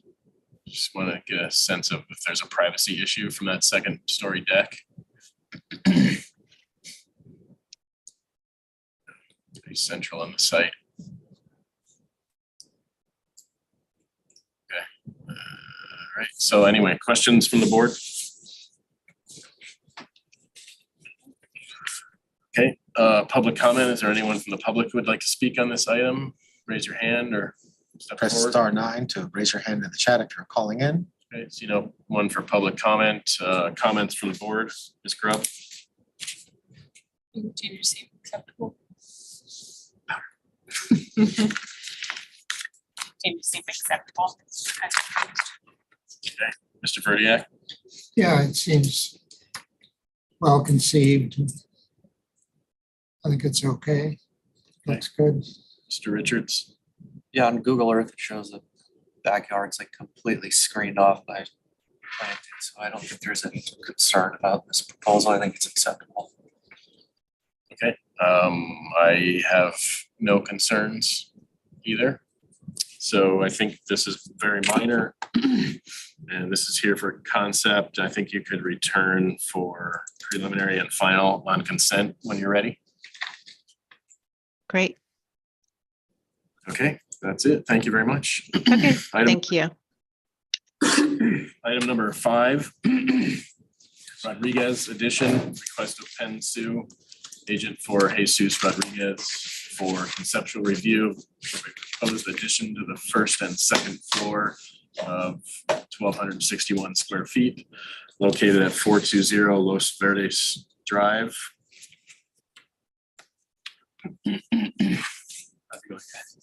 Good morning. And your names for the record?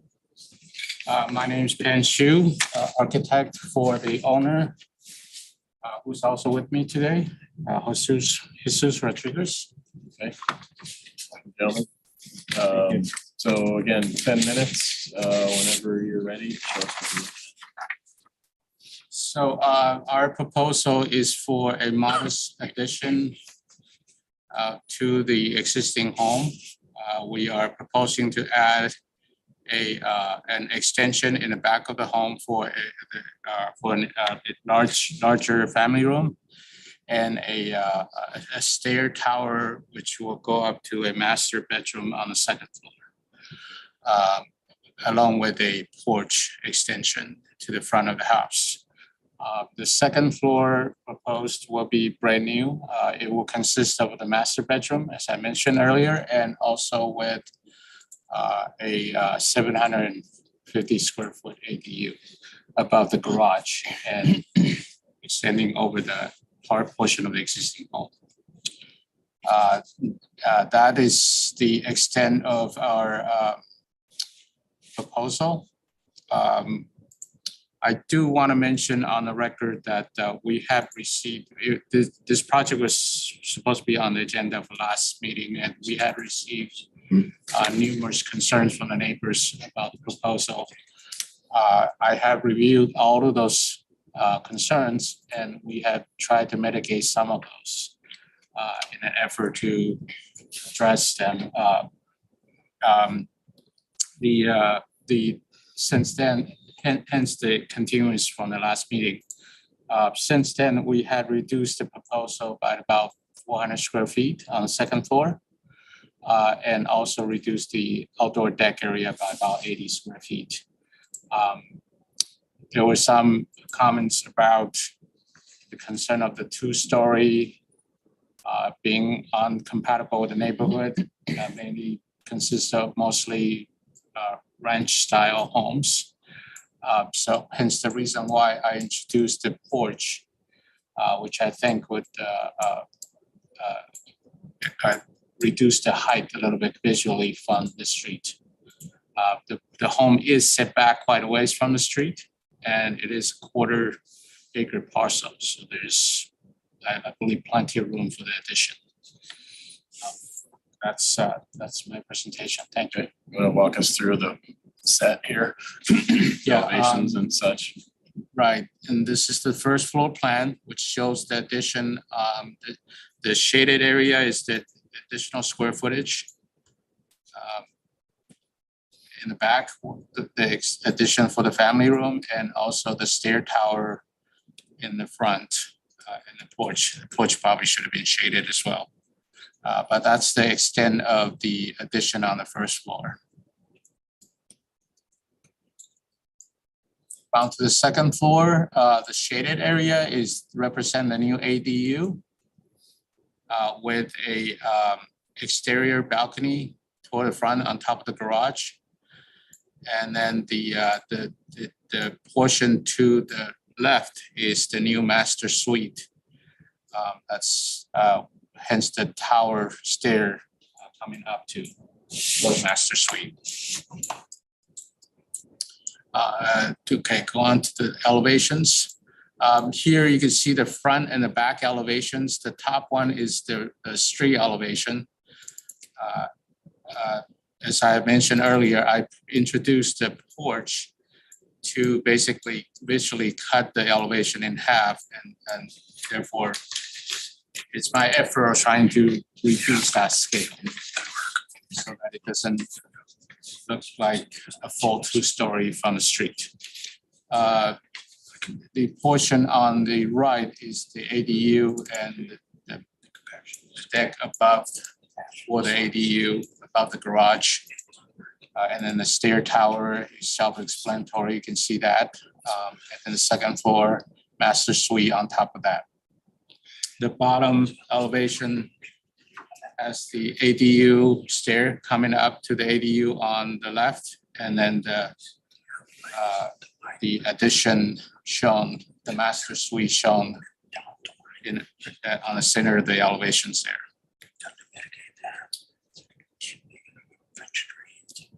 And these are the two side elevations. The one on the top shows the side with the ADU. And on the bottom elevation is the one that I have adjusted since our initial proposal to step back, basically pull back the building away from the property line further, hence reducing this 400 square feet on the same floor.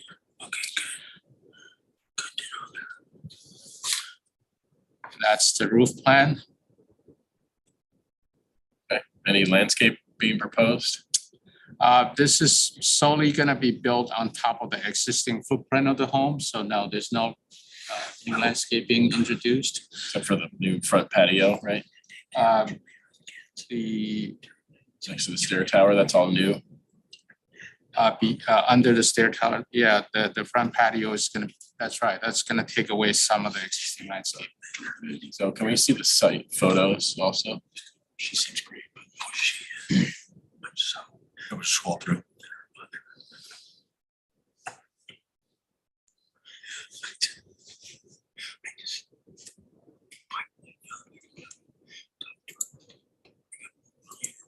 That's the existing entry of the home. And below that picture, the green door, that's going into the side yard to the left. The style of the home is changing completely, right? That is correct. It is the desire of Mr. Rodriguez that he wanted a Mediterranean style home. So the style of the home is changing. There is a existing magnolia tree next to the house that we're trying to save.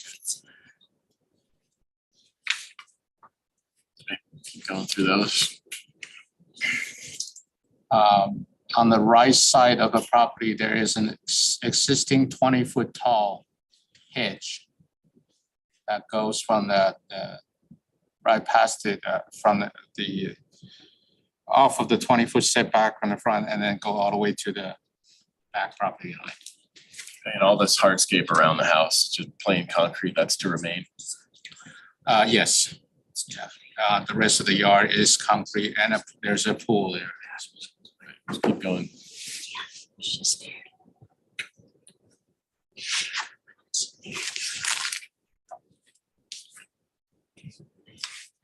Okay.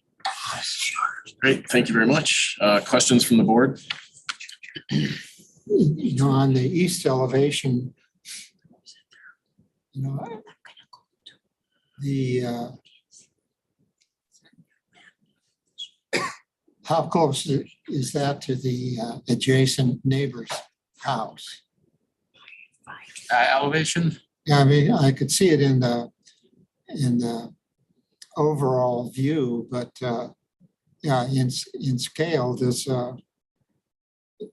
is it right on the setback? I mean, No, it's actually 15 foot from it's a 15-foot about 15 setback. feet.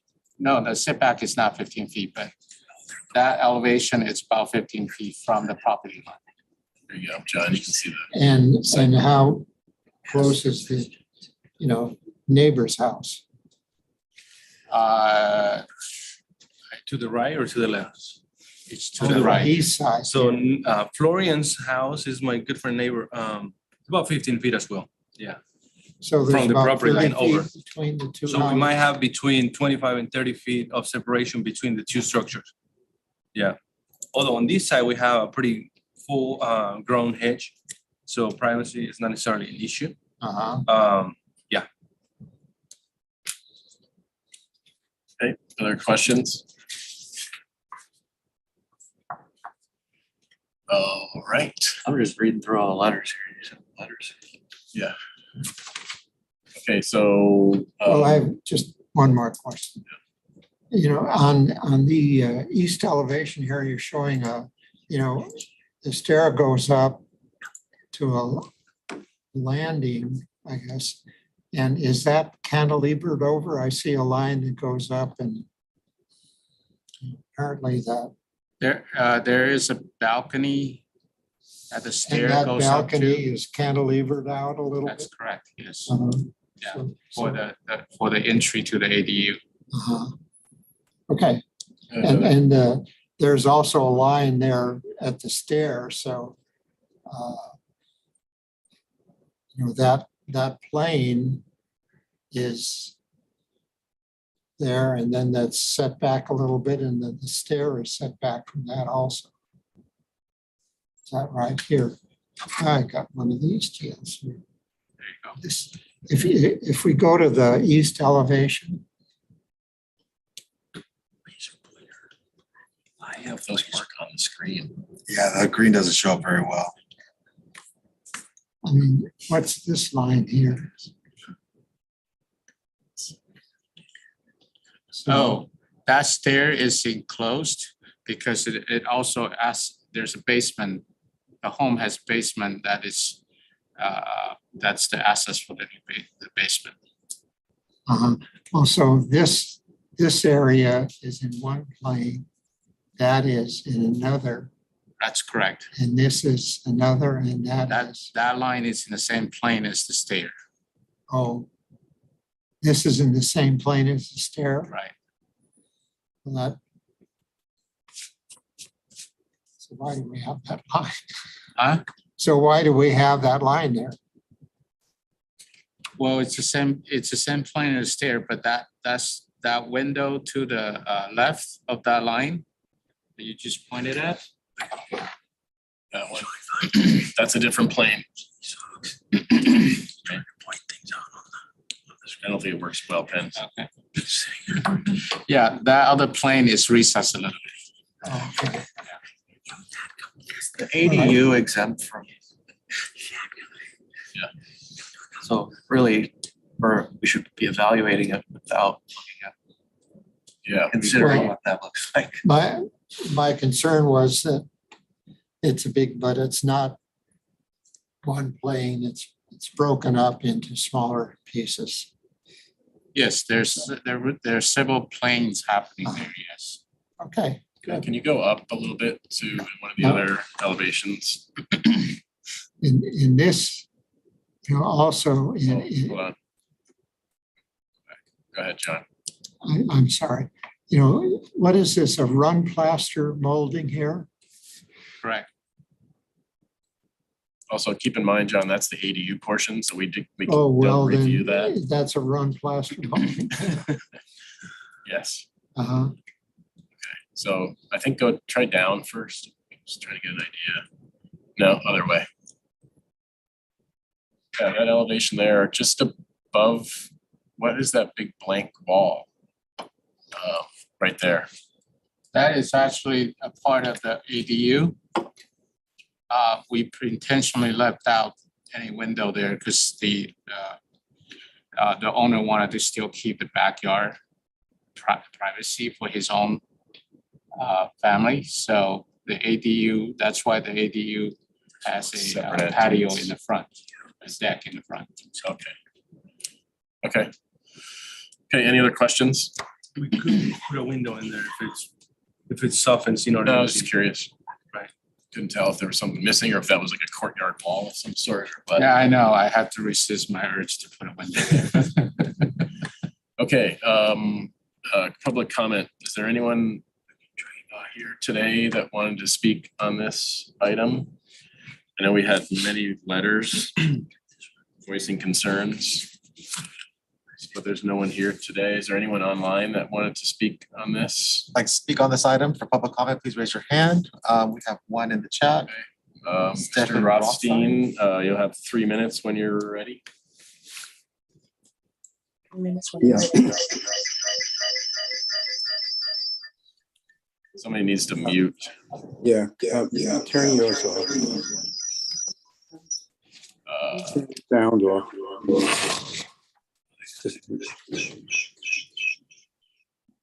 Can you hear me now? Yes, you might need to talk a little bit louder though. Yes, I don't think that the changes really address the concerns raised in the large number of complaints or letters in opposition to the plan. There's nothing said here about the extent to which the basement is already occupied as possibly as an ADU. We live on a narrow street and parking is not easy. And when cars are parked on the street, it's often difficult to navigate. In the past, when construction has been going on, there have been dangerous situations where you have to drive around large trucks or machinery. So the impact to parking is not really discussed here. And the fact that, as a number of people have noted, a business seems to be run out of this, this dwelling. There already are a large number of cars here, typically on most days, and some of these vehicles are actually not cars, but trucks. So Construction vehicle. vehicles that seem to be related to the Construction. Mr. Rodriguez's business. And also the house just seems to be out of character with the neighborhood, as a number of people have noted rather.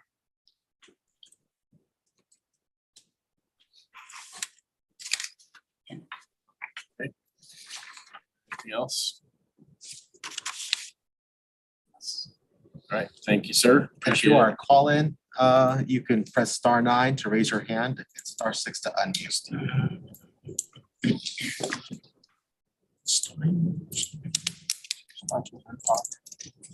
If you'd like to make a comment on this item, *9 to raise your hand and *6 to unmute. Okay, see no one, but we want to acknowledge a multitude of letters. Can you speak to the basement issue? Was that permitted? Yes, actually, that was a violation, but it has been since addressed. It has an active permit on the basement. It's approved. Just recently. Right, it is active and approved, and it is not a habitable basement. It's purely for Mr. Rodriguez to store stuff. Okay, very good, thank you. One more question. Have you basically compared square footages with the neighborhood to address the compatibility concerns? No, not in physical numbers. I did do a quick Google Maps survey of the size of the homes in the neighborhood. It would appear to me that there are several homes. I mean, this one with the addition is roughly 20, I believe it's on a cover sheet. So it's in a mid-size range in terms of the square footage of homes. It's 2,500, I believe, somewhere there. The only difference is that we are proposing some on the second floor. Like I said, the neighborhood has a lot of ranch-style homes, and some of these larger homes are mostly one-story, but they're sprawling. They have several wings, and they're pretty much covered a majority of the property. So, Google Earth. Yeah, maybe just a photo mapper again, or Google Earth, either way.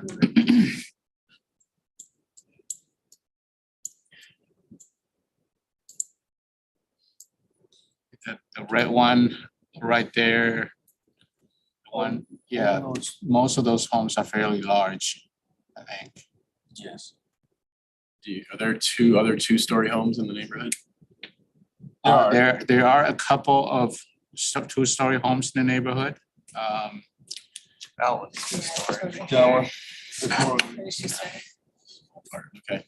Okay. And then do you have the existing elevations? I don't think so in your set. Well, it's hard to take pictures of existing elevations. I mean, we need drawing elevations. Drawings, yeah. Okay, we need that for next time for sure, because we need to see what's existing versus proposed. Okay. It's extra helpful if they're on the same page. Yeah. Okay. I don't know why we stopped doing that. I used to do that actually for the presentations. So that is our public comment. There's no more questions, so to the board for comments. John, you want to start us off since mostly architectural? Okay, I think back to the site planner. The composition is very good. It's broken up into, more intimate residential scale building. I think that there's a couple of things that to the elevation sheet A31 that look at the way this is detailed here, the plaster rolled up to the tile, then you have a molding running under here. I mean, it seems like two different ideas or two different styles. Okay. You know, I mean, to have an OG molding is kind of, you know,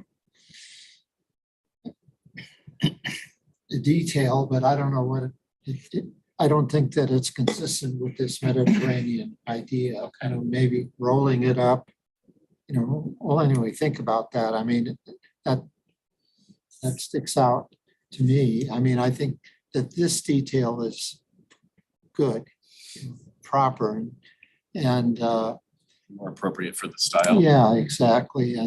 And you know, the composition is good, but you know, these windows seem awkward for some reason. I mean, maybe there's too much plaster up above. You know, when we get to this turret, this round stair always becomes problem using the same window. It just seems like, you know, you could study those windows and see, you know, just eyeball it. It seems inappropriate. You know, because it's the same window as everywhere else, and it's on a curved wall now, and it's just a different situation. Okay. But I think that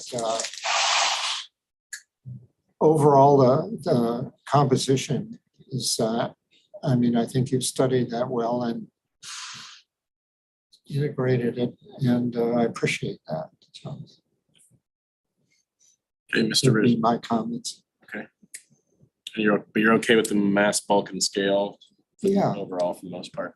You know, I think it'd be a good idea to show in your site plan the adjacent houses, because I don't know if the mass, you know, how it relates to the buildings next door. No, I mean, it seems like there's enough space between the buildings that would be okay. But Yeah, we could probably do a quick cut section, side section to it. no. Because the adjacent property on the left side, it's actually 12 foot higher in the elevation than his. It's actually up there. It's also helpful just to have them on the site plan so we can get an idea of the distance between structures. Always Yeah, good- that'd be good practice. to have that section. And also remove the vegetation from in front of your building so we can just see the structure. It's not as bad here, but people are starting to do that more, and it's distracting, like the vines on the arbor. It's a little hard to see what that connection looks like with that little trellis okay. element. Okay, so Mr. Richards, comments? Well, if you read through the letters, you seem to have a lot of attention from your neighbors, so I'm not sure that it, because your project is out of line, in my opinion. I think that what you're proposing is you all put together. The granted, the ADU part, which is over the garage, I don't think we're even supposed to comment on, so I like the way that you brought in the front porch, the ground level. The landscaping in front of the house looks nice just from the Google Street View. So, and the two-story house that's across the street, I find the second level isn't done as nice as you've proposed it on this house. So I can't really bring up any issues with it. I think it's Ms. Crumb. Yeah, generally, I think the architectural solution is acceptable, but I think with all the neighbor concerns, it would be helpful to have more context and like some amount of analysis on how it fits in square footage wise within the neighborhood. Here than other houses in the neighborhood. So I think just having that comparison kind of mitigate some of the concerns of the neighbors, and also just continuing the dialogue with them, because it's probably not gonna calm down until you have the one-on-one communication. I know you're not proposing new landscaping, but if I think if there are neighborhood concerns with certain elevations and views from the street, showing some of that landscape or how existing landscaping is going to help screen that might be helpful too. Okay, can I see that? John was getting it to work. Was he? Oh. Yeah, look at that. Oh. Okay, so I agree with the previous comments. I think the push and pull on the mass and the bulk on this is pretty well done. I want to encourage you, and I think this is part of the ADU, so we can't really comment on it, but these unbroken 2-story elements, we usually try to shy away from. So if that could be pulled back in a little bit, it would really help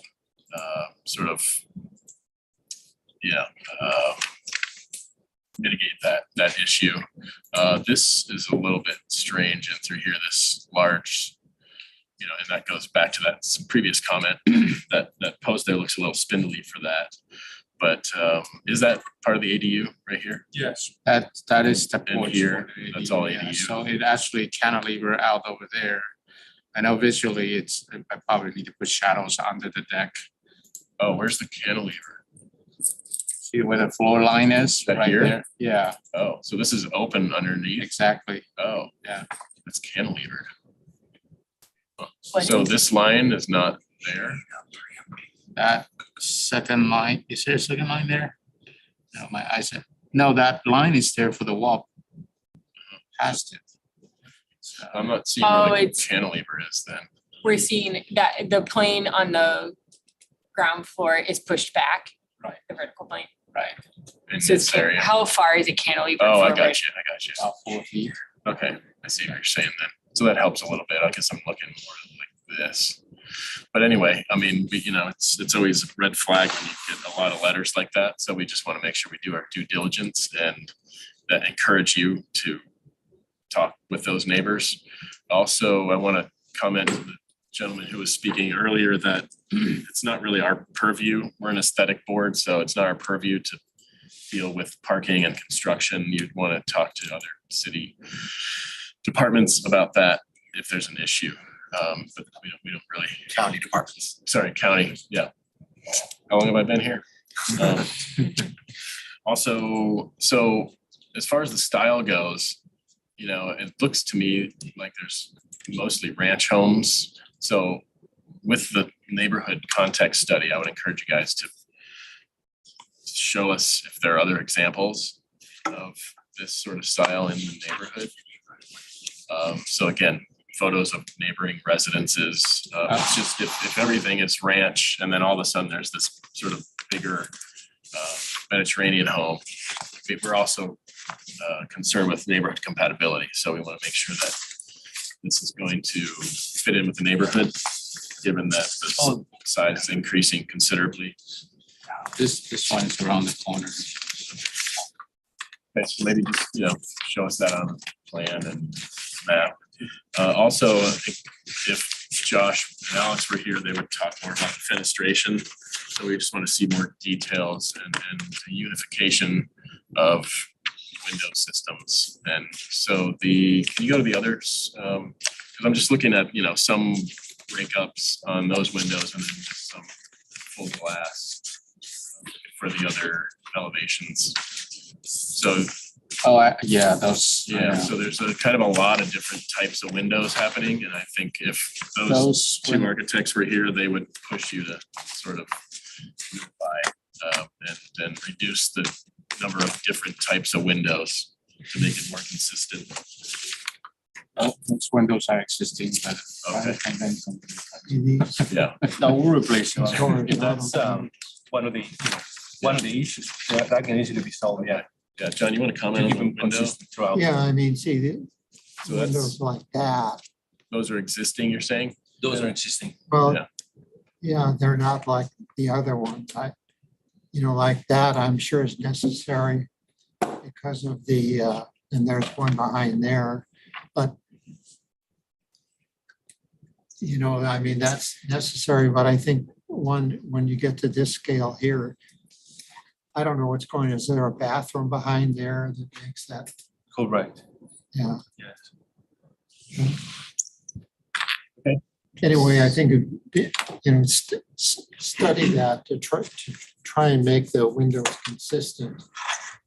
I don't know if you need a vertical. I mean, here you've got a vertical mountain in the middle there. Is that right? Am I seeing that right? No. No. This is horizontal. Horizontal? Yeah, all horizontal, yes. And what they're metal frames or wood? Flat. They're what? Aluminum flats. Yeah, metal. Well, wood frame would be more consistent too. You could paint it. Don't have a color on the window. Right. Well, Mediterranean Spanish. right. Yeah, we haven't introduced the color palette yet, but they will be painted color, yes. This is a conceptual I'm review. just thinking, Yeah. like a wood frame, metal clad, dual glazed. Okay. Kind of window, and you get a thicker frame. Okay. And so, well, anyway, that's all going towards the Spanish thing, Like I was saying before, see these rakes here, they're done with the roller plaster thing. It just be lighter looking and more Mediterranean in effect and style. Okay, so, and yes, as you brought up, bring back our color palette, because really, I mean, we're looking at is the house here. For the most part, it's, so colors and materials we want to see also. So I know we were kind of all over the place there. So Joe, do you need any clarification on comments? No, Mr. Chair, I think I've got a good set of comments on this one. Okay, you got bring the existing elevations also. Correct. Yes, I have that. Okay, so then it's here for concept. I think that it sounds like, we're mostly okay with mass bulk and scale. But I do think there are some details and push and pull and some more information that we need, site context. So I think return for further conceptual / preliminary for the next go around. And then how do we feel about the landscape? I think it might be helpful just to have more photos and an idea of. The more I look at this, more I get involved. I'm sorry to interrupt, but right here, on the other elevation, you've got grid. Like you have this. Yeah. Well, on the other elevation, I think you should do the same thing, and it would soften that blank wall there. And I think that the trellis with the vine growing over it is going to be fine. It's a good idea. Okay. Okay, so further concept prelim when ready. Sounds good. Thank you. Thank you. Yeah. Thanks, you guys. Okay, moving on, item number 6, the Potter Stables LLC, request of Alex Larson, NMA Architects, agent Jane Gray, for conceptual review of new residence and attached garage of 3,500 square feet, outhouse of 85 square feet, 836 square foot covered patios, and 850 square foot uncovered patios, 720 square foot pool, and 49 square foot spa, and the removal of the original residence. So we have our applicant here for this item. This is 802 Karasam Road. Yes, can you hear me okay? Yes. Okay. Good morning, board members. Thanks for your time today. I'm Dave Mendro. My firm's NMA Architects. We're here on behalf of our client Jane Gray to present our proposal for her new home. I believe Jane is going to be with us, and Alex Larson and Fia Clementi from my office are with us, and then Lisa Ho, who is our civil engineer, is also available for questions. Projects located in Hope Ranch, typically we wouldn't be coming before SBAR, but because this site has a 16-foot drop, it's designated as a hillside site. And we're also requesting approval of a modification for parking within the setbacks and porch column within a setback. So those two things are triggering us coming before you today. We've already had an extensive review process with the Hope Ranch Design Review Board, as well as their board of directors. We've had a site meeting at the site with the full board of directors and the neighbors. The neighbors adjacent to us have approved, provided letters of support for our modifications, and we've submitted those to you all. And we have received preliminary approval from the Hope Ranch ARB and approval of the modifications from both the ARB and the board of directors. There's an existing residence on this site that's 2 stories. Our proposal is to replace it with a single story residence that is smaller in size than the existing residence. And our proposed FAR is 55% of the maximum allowed. Okay, if we could go to the next sheet.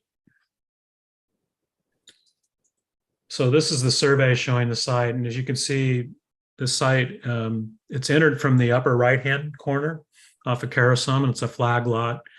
And the site slopes from that high point down to the west side. And as it slopes, it gets progressively steeper towards the west end of the property. We're proposing to preserve all the existing oak trees on the property, and that includes a significant 41-inch diameter specimen oak. It's a little hard to see in this survey because the surveyor erased it so you could see the existing house, but you can see the canopy line outline and the drip line that go over the existing residence there. So that's a key component of the site as well. If we could go to the next page. This is a neighborhood aerial, and it shows the irregular shape of our flag lot. Did somebody have a question or? Oh, no, nothing was said here. I thought I heard somebody.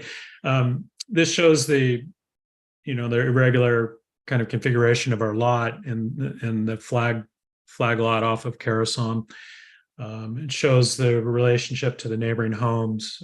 Our single-story residence is nestled into the site. The building location, massing, and scale are very consistent with the surrounding neighborhood. Our proposed building and site development will not impact any view corridors. It will not encroach on any skyline or ridgeline views. Our existing and proposed landscape screening and fencing will be around the entire perimeter of the site. So this site and our development will be completely screened from the adjacent neighbors and from the street. And I think that's important to note. Because of this unique flag lot configuration, our proposed parking within the setback will not be visible from the street or to the neighbors as well. So we go to the next sheet. These are views looking at the property from the street, again, showing that you won't even be able to see the house from the street. The image on the lower left-hand corner is actually when you go down the driveway and turn into the site, and that's where you begin to see the existing residence now and where we would be proposing the new residence. Next sheet, please. These are images looking from the property out towards the 4 property lines. And again, they're showing that the project as it is already very well screened by the landscaping, and we're going to further enhance that. Next, please. Let me know if I'm going too fast or if you have any questions. I'm trying to keep it efficient here. Yeah, that's perfect.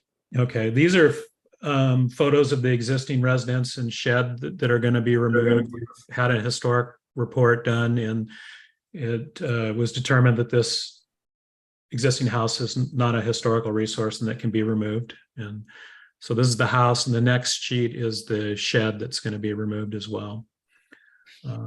The next sheet is our site plan, and it's showing where we're locating the new residence. It's important to note that this plan is not showing the proposed landscaping. We'll show you that on the landscape plan later. And basically, our house is a courtyard configuration that wraps around that existing oak tree. I think I'd like to skip to page 10 so we can talk about the constraints and the reasoning for requesting the modification for the parking. If you could zoom in on the right-hand image there, the plan. This is our proposed plan, and yeah, there's some pretty significant site constraints that are unique to this lot. On the left-hand side in the red is the steep site slope that limits the development in that area. On the right-hand side, you see the canopy of the 41-inch diameter oak, and then for some reason the critical root zone wasn't printed on this, but it's even larger than the canopy. So that presents a pretty challenging constraint for this upper lot area. And then right now the site doesn't meet the fire access standards, so we're having to integrate in the fire access and turnaround and get that all on grades that aren't too steep for the fire truck. So and then finally we have this odd lot configuration at this upper level of the lot, which between that and the setbacks really constrains this area. So, you know, the existing residence encroaches into the oak tree critical root zone 81%, and we're working with Bill Spiewak, the arborist, and he's definitely not up for that, and we aren't either. So we've designed the house around the oak tree in the courtyard configuration, so our encroachment now is reduced significantly to 12%.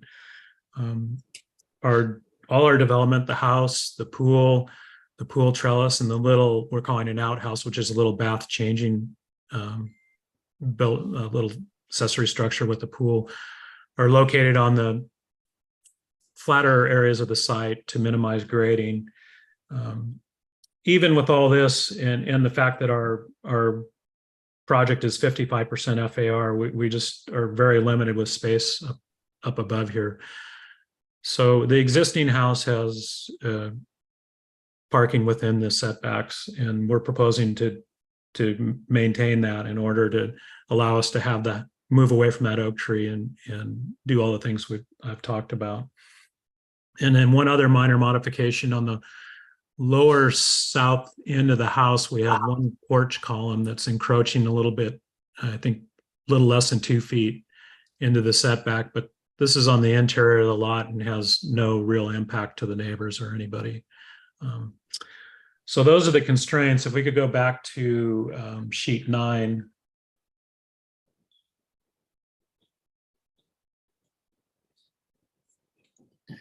These are the site sections showing that we're well below the maximum allowed building height. So, you know, single story structure as opposed to what's there now, the 2 stories, and what potentially could be. And then if we go to sheet 11, this is the floor plan.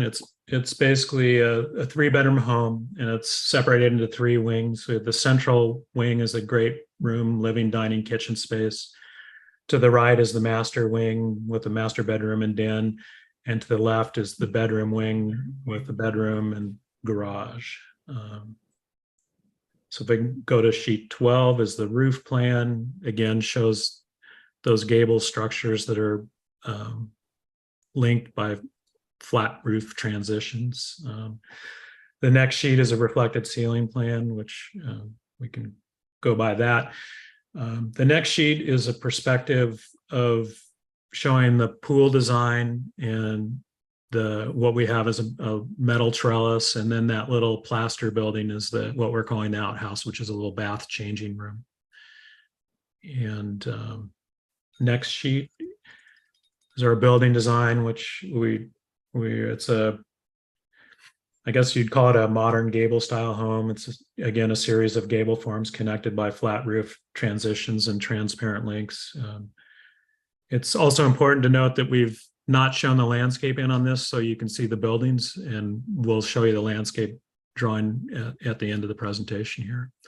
So we can go ahead and just go through these different views of the house. This is looking from the site below at the lower level. And next, this is coming up closer to the level of the house itself. Next, this is looking from the pool towards the house. And then this is looking back from the east side, looking back across where that large oak tree is to the house. These are the building elevations, again, showing how we're well below the maximum roof height allowed. And the next sheet is our preliminary exterior details showing the walls and the fenestration. Next, door and window schedules. And then this is the materials board, which, so we're proposing to have integrally colored plaster walls with a warm off-white color finish, metal clad, divided doors and windows, divided light doors and windows with the white paint finish, slate roofing with a natural earth color, and copper half round gutters and downspouts, and flagstone patios. So those are our materials. Next sheet. This is our landscape plan. Unfortunately, our landscape team had a conflict, but I think we're pretty far ahead of the game for concept review anyways, and they'll definitely be back to present their plan in detail. But the basic concept is to use native adaptive planting that's low water use, and we have perimeter, as I've mentioned before, perimeter screening all around the property with planting and a fence. And these are the imagery that they're using to develop their plan and the pool area. And then finally, on the last sheet, we have the preliminary civil plans that making sure it was a real challenge to get the fire access to work with the site slopes and the storm drainage and all those. So Lisa has a good handle on that. And if you have any questions, she can answer those. And that concludes my presentation. Great. Thank you, Dave. Mm-hmm. Keep back one sheet real quick. The landscape.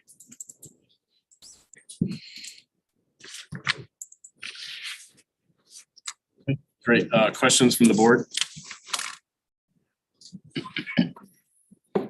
Well, I want to ask, is this the entry? We're going parking here and then we're have a walk, and this is sort of the formal entry. A little further to the right. A little further to the right. You see that walkway from the parking? It goes to the front door. Yeah, I mean, this exactly here. No, down left. No. It's the little bridge piece between, Follow the walkway. right here. Yeah, right there. Oh, right there. Oh, I see. Yeah. Okay. Yeah.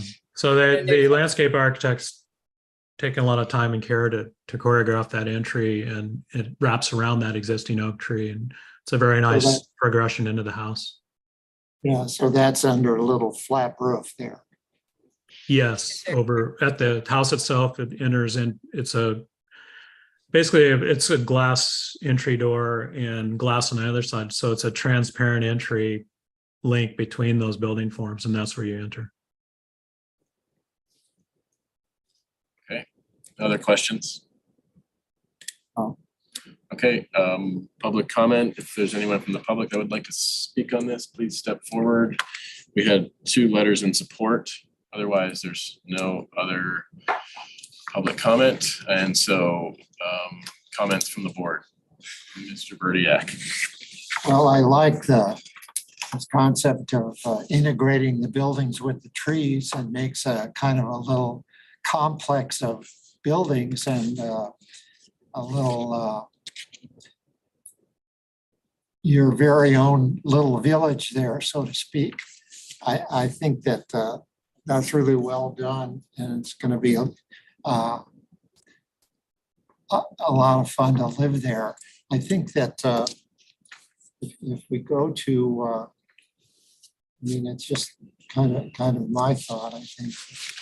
What sheet is this? Elevation sheet.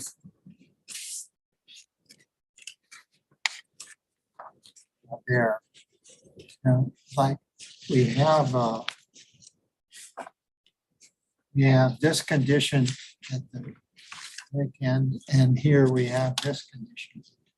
And I know that cachet that's on the south side, and that this is on the north side. But I don't know, it's a little inconsistent to me. This works here where you have this shade element. But, I mean, that condition. It's okay, it strikes me as a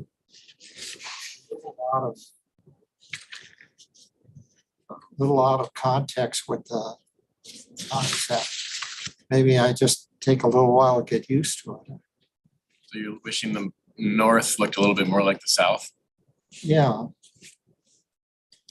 Yeah, we originally started that way, but as we developed this concept and working with the client, that's on the north side, and you have the views to that tree, which is quite tall. So admittedly, it has a different feel on the north side than it does on the south, and definitely on the south, we need the shade and the sun protection. Our client's actually sensitive to having direct sun. So I admit the project has kind of two faces. We've come to feel very good about it, especially since that's what our client desires. But we went through that same process you're talking about. Okay, Mr. Richards, comments? I think the project's very nice. It's nice to see architectural style and Oak Branch that kind of fits with what I feel is a historic kind of quality, but it's been reinterpreted in a way. It's nice. It's a single story residence. It's kind of broken up in a great way. The landscape design seems to be put together very well. The pool area looks nice. I have nothing but positive comments for your project. Okay, Ms. Grubb? Yeah, I agree. I think it's sensitive to the site and settles in nicely, and I think the style is good for the site. Okay, I concur. I think it's really nicely laid out. And I don't think anyone has any issue with any of the modifications that are being requested, so the board supports those. And beyond that, we'll just look for you to come back for preliminary and final at full board when you're ready. Great. No major issue. Okay, thank you very much. Thanks for your time. Appreciate it. Thank you. All right, moving on, item number 7, Hickman Residential Addition, request of Joe Flynn, architect for Chip Hickman for further conceptual and preliminary and final of an addition of 466 square feet to the existing residence at 5098 Rocoso Way. And we heard this last August 4th, and we had some comments, and I'll read through those briefly. The architectural style is acceptable.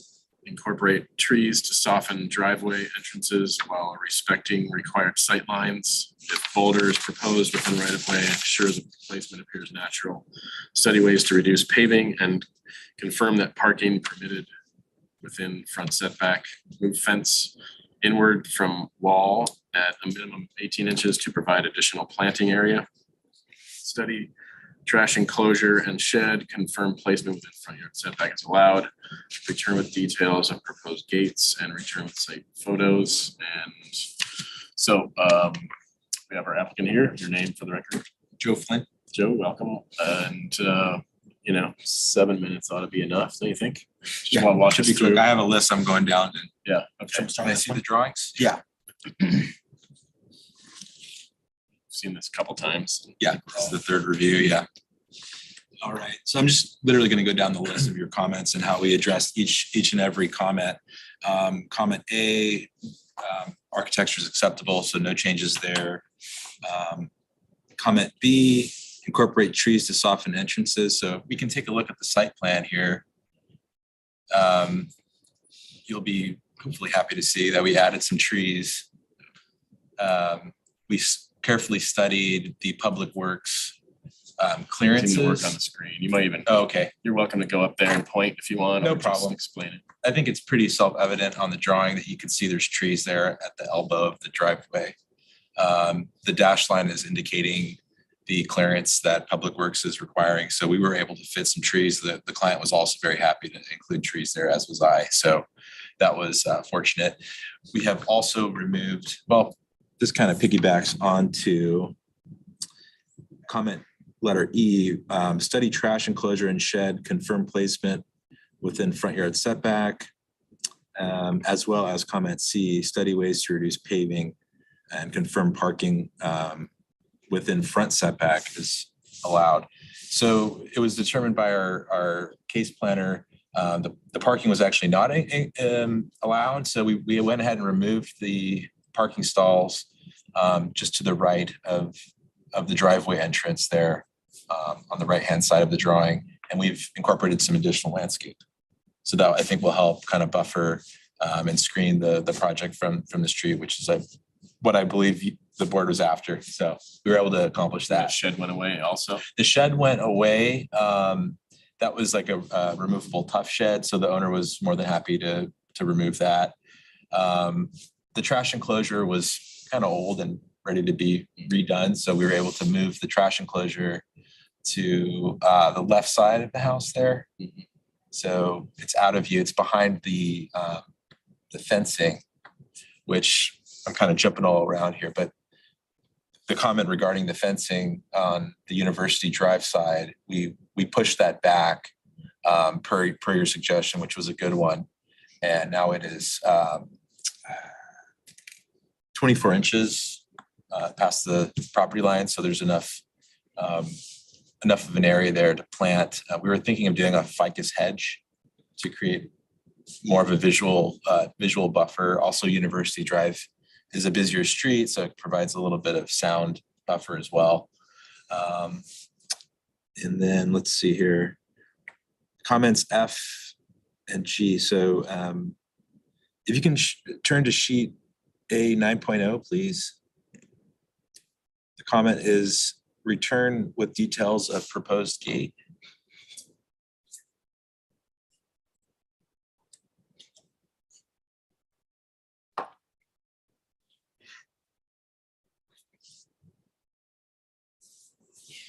You wouldn't happen to know what sheet number that was? I'm sorry, I don't. It's probably pretty far down, almost at the end. It might be at the very end. Just taking a second to load.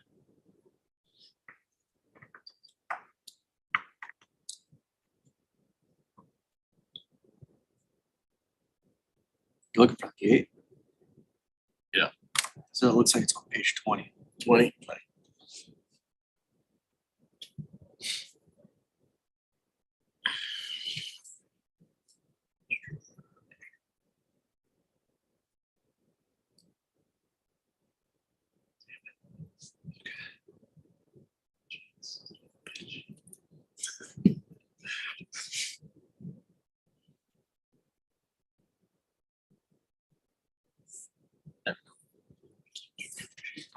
I'm sorry, what was the sheet again? 8.1?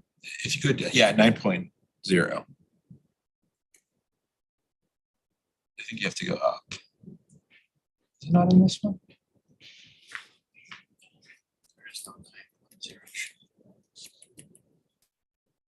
I didn't see a gate when I looked at it last night, but I didn't study too hard.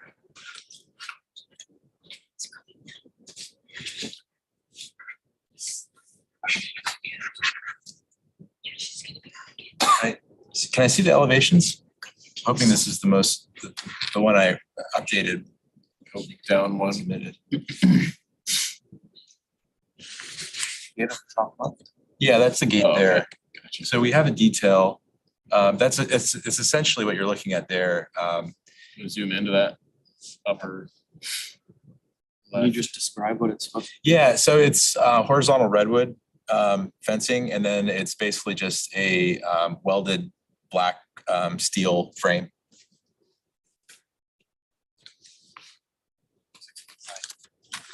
6 foot height.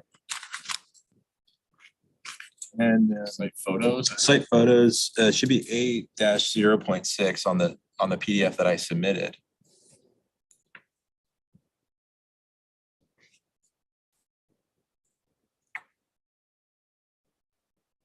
Let's see site photos. Okay, just, you might not have the correct PDF, because the PDF that I submitted had both A6 0.6 site photos and A 9.0. Yeah, this is the only one that I have in box that was uploaded by the planner. Well, maybe the planner uploaded the incorrect PDF. I think we have, I mean, we have quite a bit of Yeah, information. I- I it's just- I not think it's enough to crucial. review it. Okay, Yeah. all right. I think it helps to have that elevation with the. Sure. And then site photos, I think you've come a long way with this design, so Yeah. it's looking pretty good. Okay, anything else? No, we have detailed landscape as well, which just matches the site plan here. So hopefully we addressed all your comments. Yeah, looks like it. Okay, questions from the board? 17 seconds. to spare. How much space is there between the wall and the fence? 24.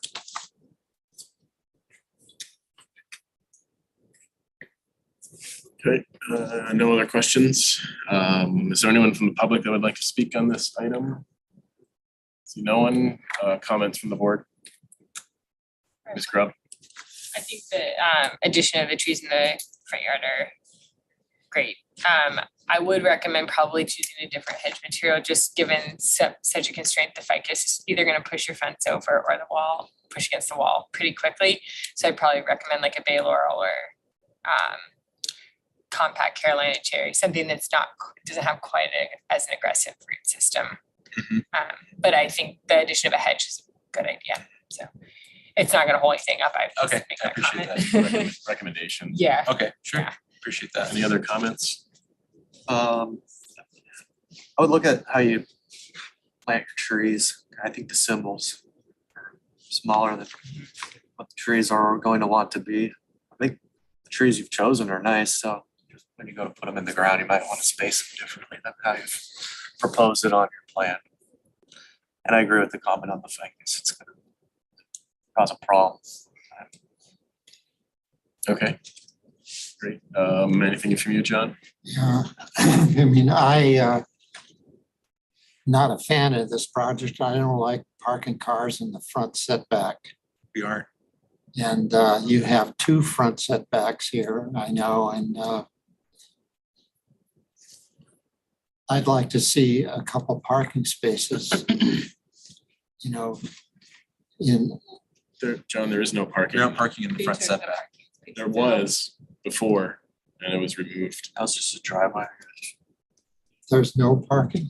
What? Not in the front setback. So where do you park? I mean, is it right in front of the house or do you into the back zone there?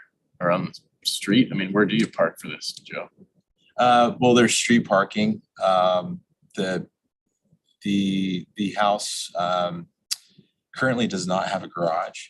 The garage was converted legally into a habitable space, so there currently isn't any proposed parking on site. So we're just maintaining the same parking count as what is existing. So they'll just pull in and leave a car in the front. I Well, can't if see this. people are gonna park park in this area. Yeah, but there's, you can see where the setbacks are and they'll be actually legally out of the setback if they were. I guess, couldn't they pull a car into the fenced area in the back too? Yeah. I don't know what's back there, but. I Yeah, that think is possible. Yeah. That must be that- for an RV or something. that would be good to, you know, make this gate wider and be able to pull in there and park. At least you'd be That would- screened on this side. But that would be in the front setback. I know it would, but if they're gonna park in the front setback anyway. Well, What is? I think there's enough space to pull a vehicle in. Well, we'll draw it in. I know, but there's no line on the pavement. Can you that zoom says in on the don't front park yard? here. Yeah, You okay. know, people are gonna park where it's gonna be the easiest place. And if there's a car in the driveway already, then, you know, I mean, people are gonna Well, that's the whole ADU thing. He human. converts his garage to a ADU and then.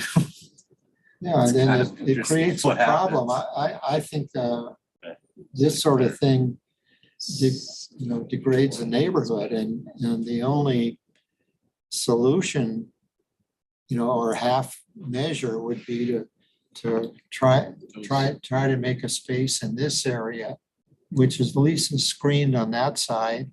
And they're not going to close a gate every day either, but at least it would be screened from there and So these are the setbacks, right? I mean, Correct. yeah, I know it's in the And so, setback. so but technically parking a so car is here that. is outside the front setback. So I don't know. What do Yeah, you? I think your comment is a fair comment. I believe that the intent of the owner is to park the car there behind the hedge so that it's not visible from the street. I'll just point out kind of that, I'm getting contradictory comments and regulations because there's no parking in the setback, but then you're telling me to show parking in the setback. So I think legally, I mean, this is parkable right here. That's outside the front setback. If he wants to park over here, we're not going to come over there and get mad at him. So I think this project has come a long way from the beginning when we had parking over here and this was all just basic low landscaping. It's been really softened up quite a bit. I agree. And so I'm ready to move this forward. At least he's not parking a car over there where now it's showing trees. Yeah, and the trash and the shed, and it's going to be much cleaner than it was when it came to us. So I think I'm not wild about the two entrances either, but I can see from a usability standpoint, it makes sense. And it was confirmed by transportation that it's allowed, and University Drive is busy, so they wanted that extra entrance. So Well, you don't want to be backing out into the street. yeah, exactly. So it's a decent solution, and I think I'm open to a motion here. If it's here for further concept, prelim and final. I will make a motion to give the final, prelim and final as submitted with a recommendation to reevaluate using the ficus. So I'll say that you can choose to use a different hedge if you'd like. You don't think you need to come back and just reevaluate the spacing of your trees when you go to plant them. Okay, all those in favor? Aye. Aye. Opposed? Reluctantly, aye. You can oppose too, and you'll still pass. Well, I know, You'll but make we a don't statement. have a quorum, and this is the best that can be made out of a bad situation. Exactly. Okay, there you go. very much. I Thank you. appreciate it. Take care now. Okay, continue moving on. Item 8 was continued. Thank you. Starting to lose brain power. Item number 9, Roblata Holdings LLC, demo, new dwelling and accessory structures, request of Kate Svensson, architect or agent for Roblata LLC, and George R. Okay, conceptual review of construction of a detached gym, pool, cabana of 679 square feet at 4629 Via Roblata in Hope Ranch. And do we have applicants here? Please state your name for the record. Kate Svensson. Hey, hi, Kate. We're going to hold for a minute because we don't have a quorum. Kaylee stepped out for a moment, so we'll just give this a moment here.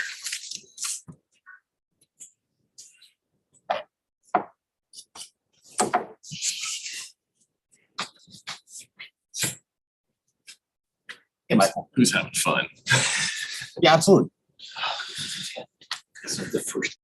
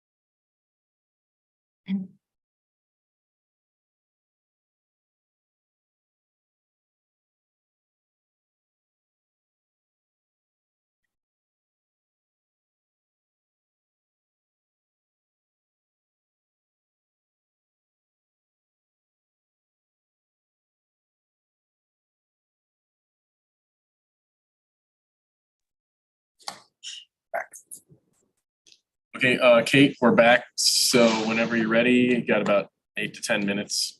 Oh, it'll go quick. So I just want to preface this saying this is a part of a larger proposed development. The board has not seen the overall development proposal because we were outside of Hillside District for the entire rest of the program, and the only structure on the lot is the cabana that's just a little bit corner of the deck is within the Hillside 100 feet area. So if you go to the second page, I'll quickly go over the full.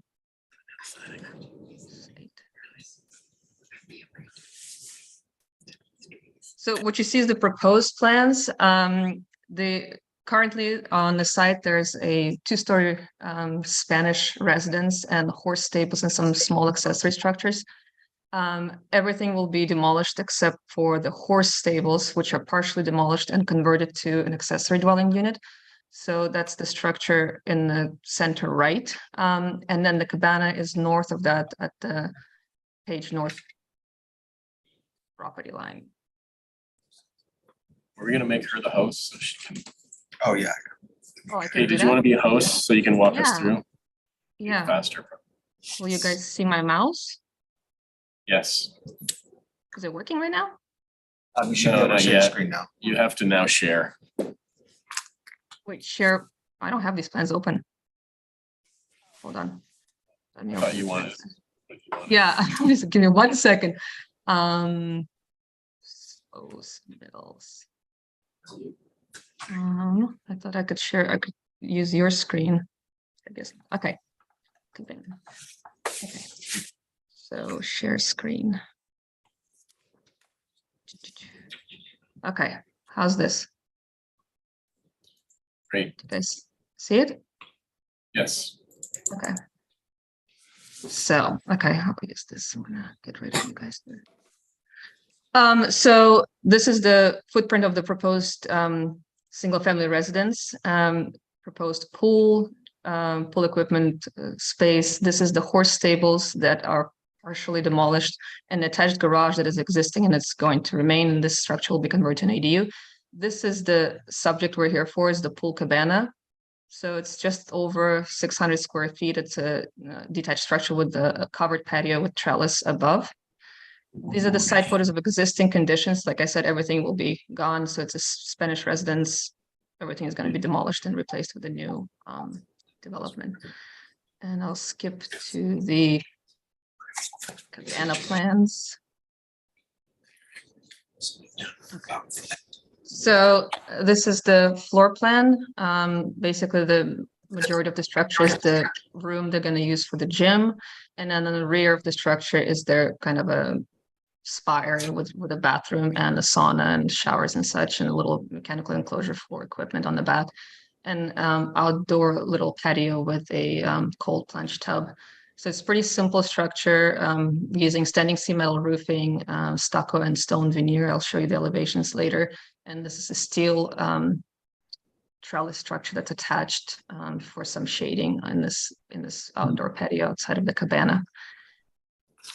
This is the exterior elevations. So this whole structure is kind of tucked away and it's not going to be visible from the road. And it's the majority of the glazing, actually all of the glazing is facing essentially the proposed main residence. Because you guys don't see the entire development, I wanted to share some overall look for the rest of it. So you kind of see how it works out with the rest of the proposed. Let me see, where's that? Something I didn't bring. I'm sorry. Somehow I can't share my, here, okay, share.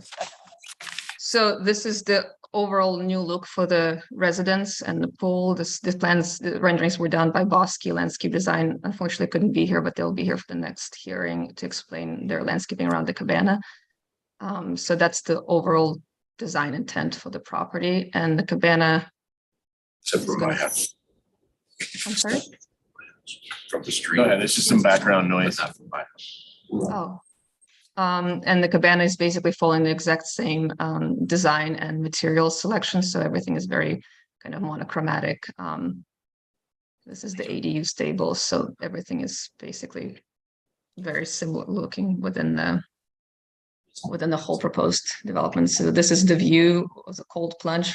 This is basically the elevation that would be facing the Via Roblada Street. You can see it right now what the building looks like, and then this is actually how, I just hear myself twice. And it's going to be screened by the hedge, so you won't see anything other than this, basically. This is the elevation with the trellis canopy, kind of facing the ocean. Side elevation, kind of next to the neighbors, and the elevation facing the main residence with the big sliding doors. And this is the area where the spa is. So that's about it. Okay, thank you. Questions from the board? Is there any public comment for this item? See no one comments from the board? It seems very straightforward and such a small. Looks nice. Yeah, that's fine. We have no issue. So I think you could return to on consent for preliminary and final when you're ready. Thank you. That's it. Thanks. Awesome. Thank you, guys. Thank you for your time. Okay, moving on to our final item. Most contentious. Item number 10, the Giaretta new single-family dwelling request of Jamie Valencia, agent for the owner, Giorgio Giaretti, for further conceptual review of a new residence of 2,564 square feet. The vacant parcel at 736 Mission Park Drive in Mission Canyon, last heard May 2nd. We have our applicant here. Please state your names for the record. I'm Giorgio Giaretta, the owner. I am Jamie Plencia. I'm Jamie Plencia. I am with Soul Workshop. Okay, so there's any comments from last time. Do you want me to read through those, or do you want to take them one by one? And we actually have them, and so that'll be part of our presentation. So I won't read them. So you can if you want. No, I'd rather not. So 10 minutes when you're ready. Okay. So I don't remember which board member it was in the beginning, but they talked about maybe selling the project again a little bit, because we kind of went through it quickly last time. Just sort of big picture project, trying to keep all of the oak trees on the project, and that we find what our building looked like and the footprint of how our building sat on the site. A couple of just big picture things. Our project is located approximately 44 feet from the street. So the front of the house is 44 feet. The part that sort of jets back, that's one story, that's the kitchen component, that's 102 feet from the street. The width of the building, the majority of the building is 22 feet that goes back towards the rear of the property. We're about 8 feet at the farthest portion of the second story from the north property line. Our plate heights at the lower level are 9 feet. Our plate heights at the upper level are 8 feet. We're not talking, monstrous floor heights here. And you will see shortly, I don't know if we have an example of that, but one of the questions that we had was to look at the neighborhood. And in this neighborhood, at least 50% of the properties on the street are 2 stories. The FAR average is 0.35, and we are 0.25 or 2.6. I think we're 2.5 or 2.6. So we're lower than the average FAR on the project. So if we just quickly go through these bullet points.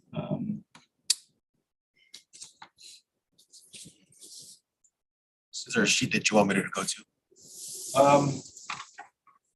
I'll let you know. Let me just go through this and I'll let you know. Absolutely. Site visit and story polls required. We will do that as required if you guys ask for it. I talked about the neighborhood floor area ratio. Again, 0.35 is average. We are 0.25 or 2.6. And we do have a diagram for that. You want to just maybe see if you have that. We did an aerial with the number. Oh, there you go.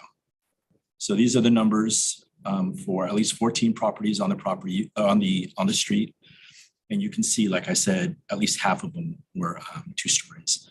Let's see if there's if you have the image. Once you scroll down a little bit. Oh, there you go. So everything in green is 2 stories, and then the floor area ratio with respect to those buildings.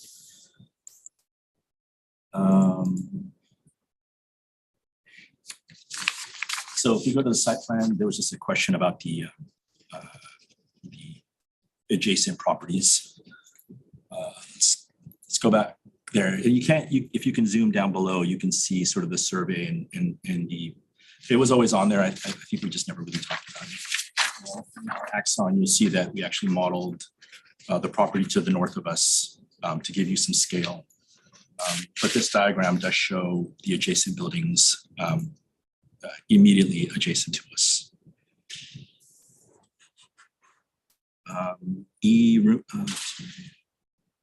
There are too many windows along the north property line. Study ways to break up long 2-story wall north property. So if we go to the elevations, please.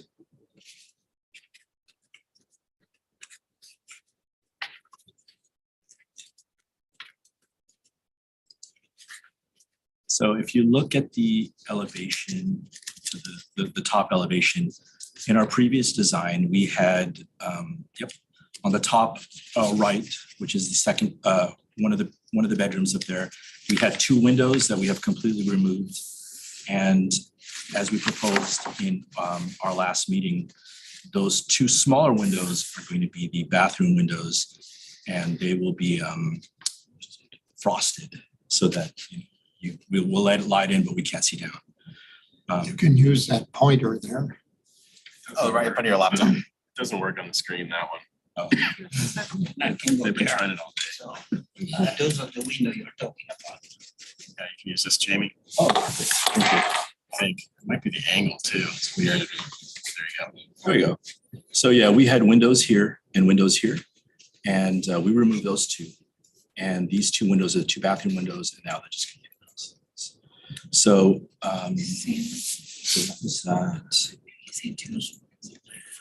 Yes. Yeah, and so the next one was the roof deck, which, I think it was a really good opportunity to use that space. Anywhere else, I think that would have been a really nice space to use. Let's go to the axon. Why don't we go down a couple? That'll help. Yeah, one more. Some sort of 3D. There you go. So this, can you go down a little bit? This area here used to be a roof deck that this person can come down and share or use. We have now just converted to a roof. And hopefully that'll alleviate a lot of the response that we got last time.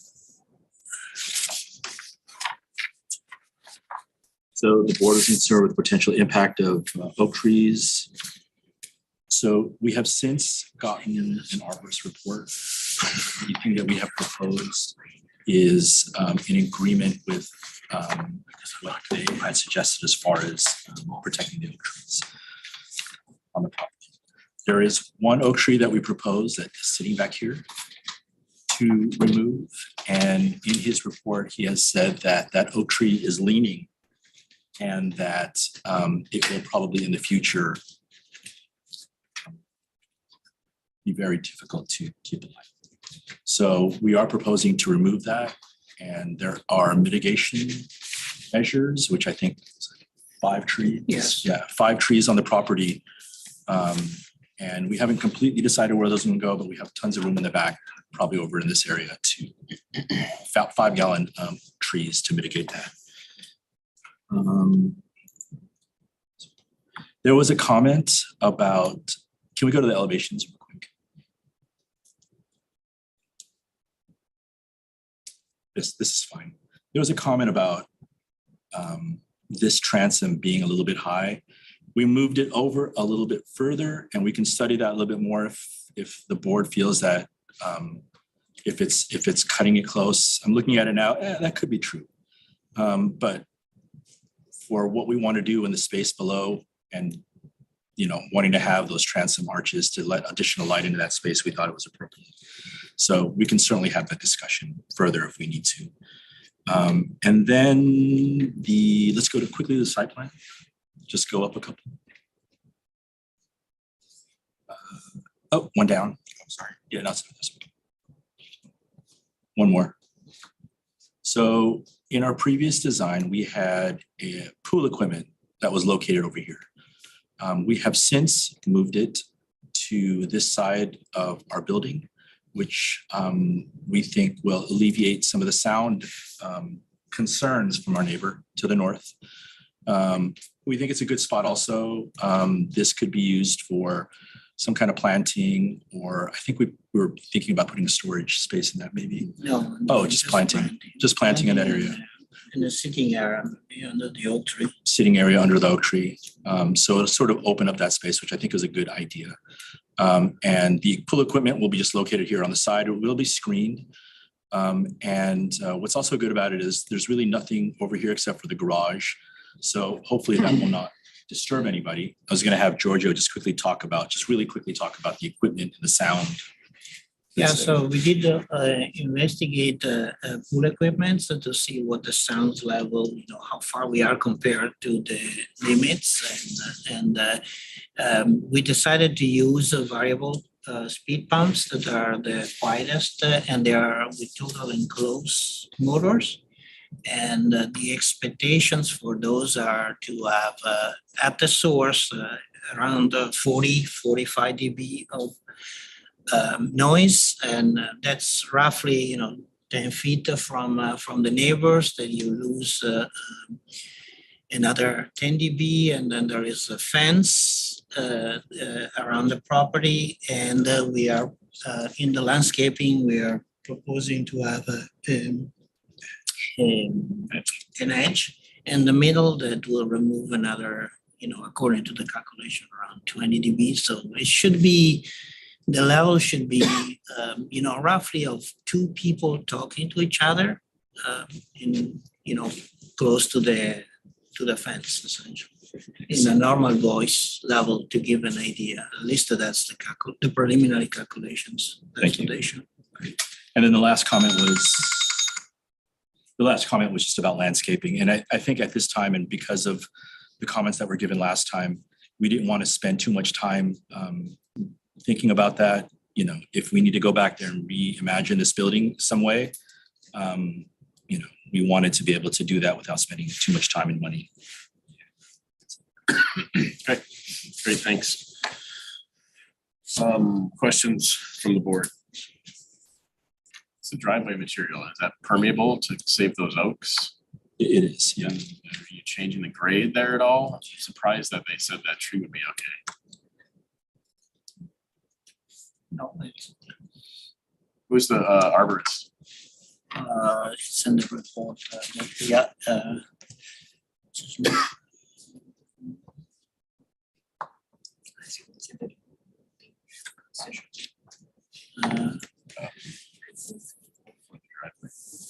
Of his house. Huh? Prepared by Robert Muroaka. Oh, from AgriTurf AgriTurf supplies. Gotcha. Okay, so he said the only tree to be removed is in that bottom right. He said that we wanted to remove it because of the pool and just to be able to use that space back there. Right. And he said that it would be okay, but we could just mitigate it. That's the smallest tree in the property, and it's partially covered from another oak trees that is in the neighbor property, and that's why it's growing at an angle essentially. You have room for 5 new trees. 5-gallon trees. Yeah. You can also do like one large tree. That might be a better way to go. If you do like I think 36-inch or 48-inch box, you can get away with just doing one tree, because I don't see 5 new trees because you're already covered in oak. Yeah. Something to consider. Other questions? Oh, so the driveway was a permeable paver of some sort? Yes, that's correct. Okay. No other questions? Okay. I'll just refresh my memory. We're going to have plaster walls. Yeah. And what kind of roofing? It's Spanish tile. Spanish tile, Barrel tile or, barrel tile, two-piece barrel tile. okay. And the windows would be, What type of window? Yeah, we haven't really gotten all the way into that level, but I mean, maybe aluminum on the outside, on the inside, something like that. and I'm just trying to visualize that. Do you want to put it on one of the axonometrics, just to kind of the ones below? Last page, I think. Yeah, the last page. There you go. Okay, so no other questions. We'll move to public comment. I have 4 speaker slips and 1 Requested to go first in public comment. sorry. Mr. Gooden, Michael, if you don't mind, let's go Okay. first in public comment. Okay, so 4 speaker slips and 1 letter and no attendees, so that would be the extent of it. So we'll each have 2 minutes. And we said Mr. Gooden. Yeah, Michael Gooden. Okay, Michael Gooden. Yeah, we can do 3 minutes, that's fine. Okay, Mr. Gooden. Yes. Whenever you're ready. You want to do it from here? Sure, you can maybe step up. Okay. Because the microphone's up in the ceiling Okay. there, basically, Okay, good. so. Thank you all for being here. My name is Michael Gooten. I'm the owner and resident of the property just to the north of the proposal. I've lived there for 33 years. I have taken a lot of time to write you a letter, and I'd like you to hear it from my own voice, if you don't mind. I'll try to get it through it as fast as I can. So I submitted a letter to the SBAR on April 28th, 23, expressing several concerns that I have with the proposed project. Some of those concerns have since been mitigated or partially mitigated by the applicants. I have received the most current site drawings. I thought I was just told there was a more current drawing, and also the tree protection report and neighbors property survey. The following concerns of mine remain regarding this project. Proportionally, the size of this new building is still much too large for this tiny L-shaped lot, and is out of character with this older established rural neighborhood, which contains houses on lots with more open space around them that do not so radically and negatively affect immediate neighbors' views, access to sunlight, and privacy. The new 2-story plus building dwarfs the much smaller 1-story adjacent houses located to the immediate north and south, cutting off most of our views of the sky, trees, and sunlight. Even though the neighbor's property survey report submitted by the applicants indicates this project to be in the middle of the range of the FAR ratio of the other houses in the neighborhood, this study does not accurately represent how imposing this project would be on the immediate adjacent neighbors.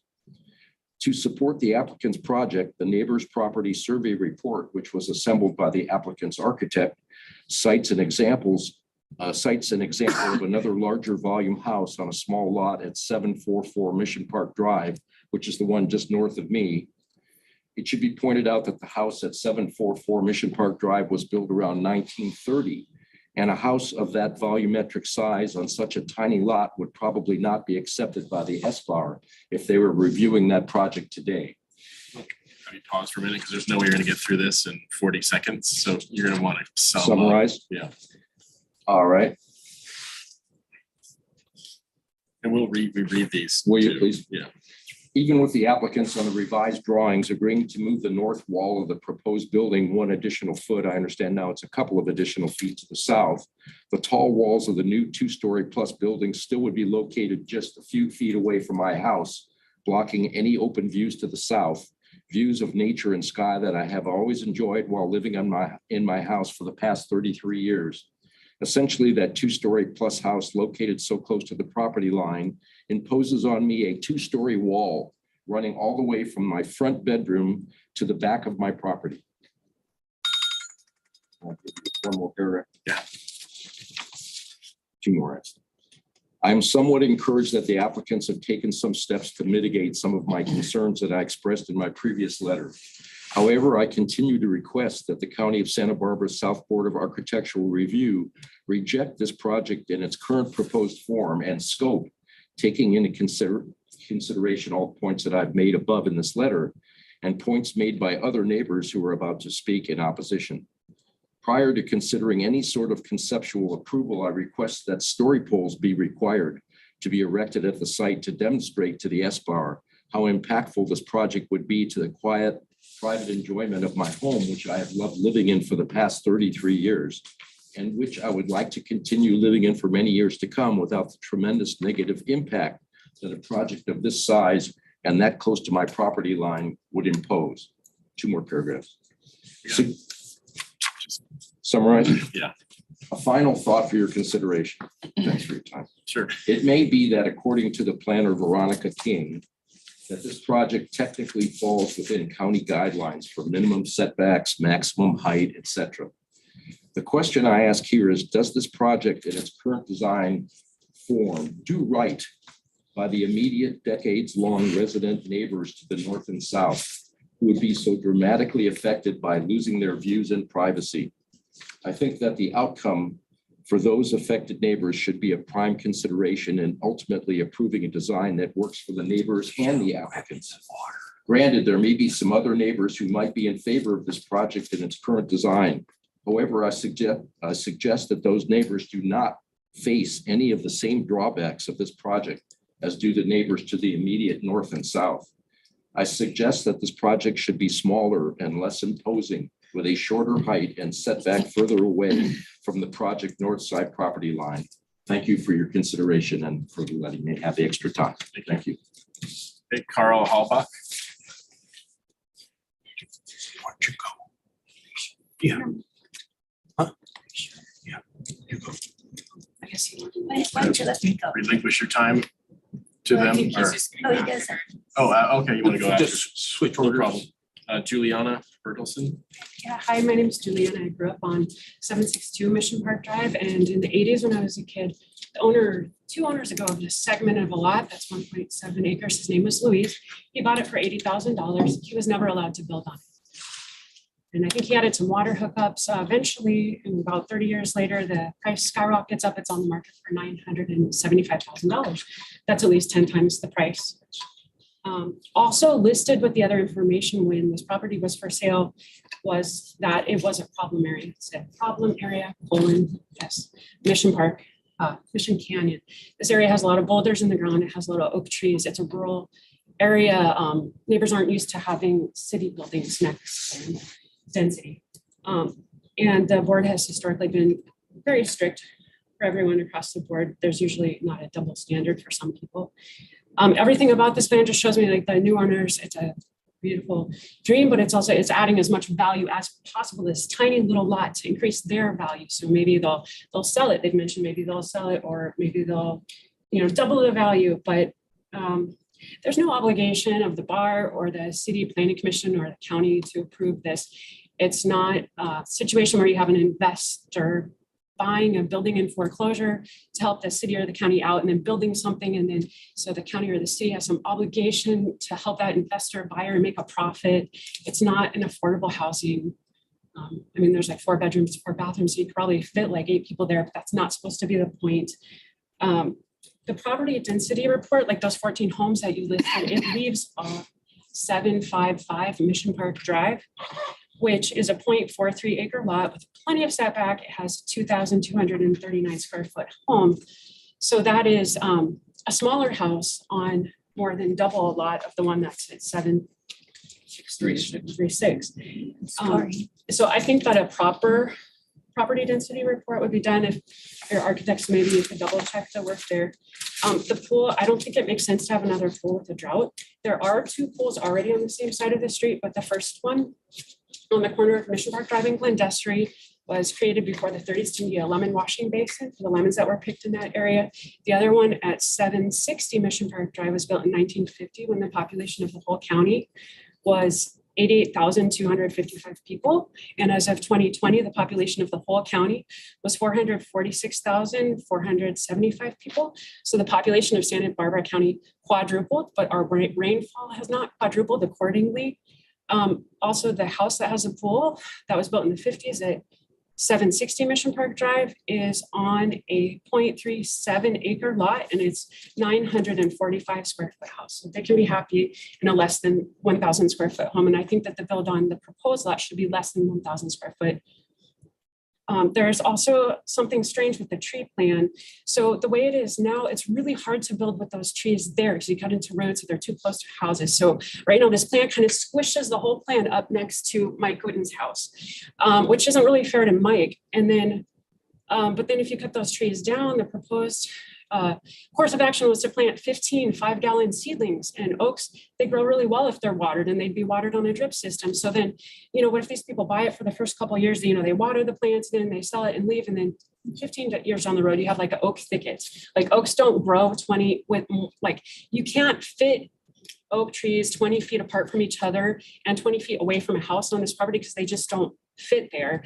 The roots would interfere with the slab, the windows, the roof, they drop a lot of acorns and leaves, and there's a lot of upkeep you have to do to maintain. Even a couple oak trees is a lot of work for all the fire. This is a fire hazard area. It often gets evacuated when there's fires. My mom's had to be evacuated twice from there. And so it's just too big. And I mean, right now in Sycamore Canyon, there's a 1.59 acre lot for sale for $275,000. Like, oh, I could buy it. Could I buy that? And it has street access. Like maybe I could build a 3,000 square foot house.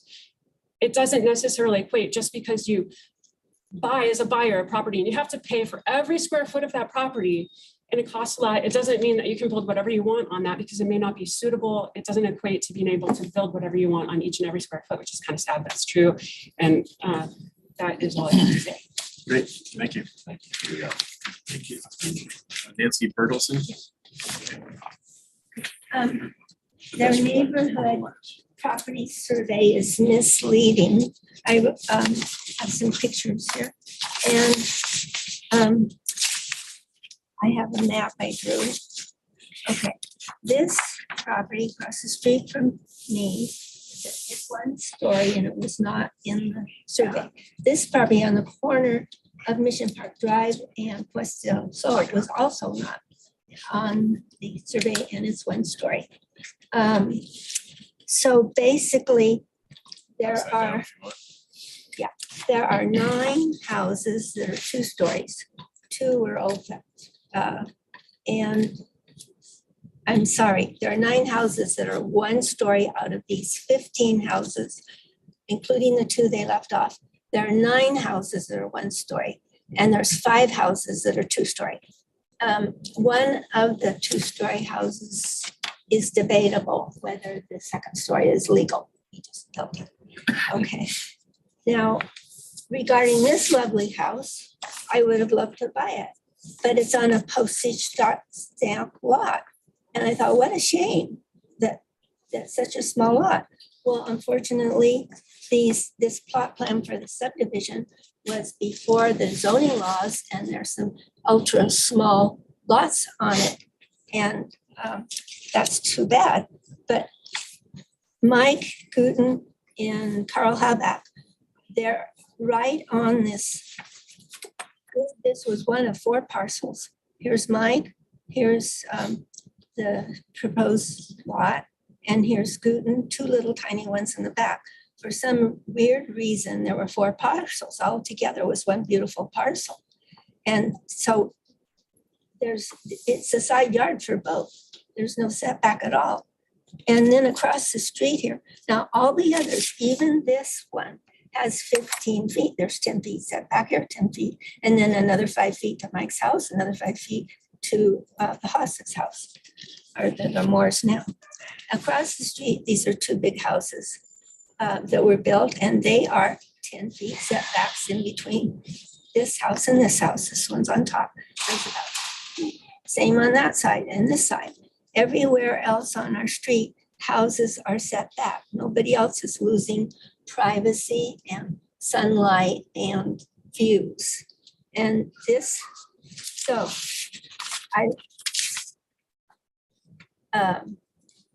I've corrected that. Oh, you didn't have, you had question mark. 751 and 762 are 1 story houses. I think there was a question mark on them. So that would be, this house is 1 story. Okay. And the other one, 751 up there, 1 story. Okay. Now that didn't count. That's just an introduction to correct. their property neighborhood survey. I just want to read through this really fast. Yeah. ma'am, Okay. I we just, we I'm have just 3 gonna, minutes for a reason, and that's Okay. because everybody values everybody skipping- else's time. I'm so- skipping what I'm already said. Okay. Okay, I'm skipping what I already said. Okay. And I said everything. Okay. So this is the only place there's no setbacks is on each side of that lot. Mike Guten's house is about 1.5 foot from these 736 Mission Park Drive, and Carl Halbeck's garage is over the property line. So within this corner lot, they encroached with a second story, and the county allowed that to happen amid neighborhood protest. Okay. So everybody else is keeping the privacy views and sunlight. That the county is allowing only 5 feet yard setback is ridiculous, especially for the crammed lot, this crammed in lot. This is dangerously unsafe, especially in our Mission Canyon high fire zone. A 5-foot setback is only good for a pipeline.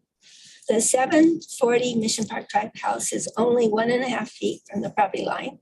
A 2-story house on 736 Mission Park Drive will destroy the privacy views and sunlight of both 740 and 732 Mission Park Drive, but not 736 Mission Park Drive. They will have plenty of privacy on top of their large deck on the 2nd story that dwarf their next door neighbors. To allow a 2-story I house understand the on this situation. property is against all reason and justice. Gotcha. The existing neighbors have a right to keep privacy views and sunlight. The county has a duty and a responsibility to Understand. protect its residents.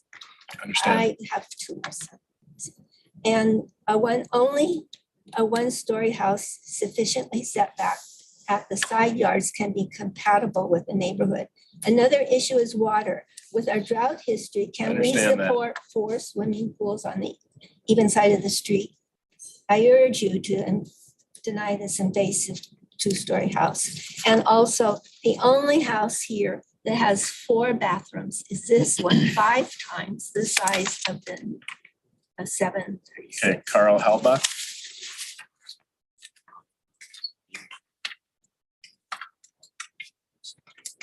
Thank you very much. You know, we did go to a lot of effort to come here. So be a little lenient with your time.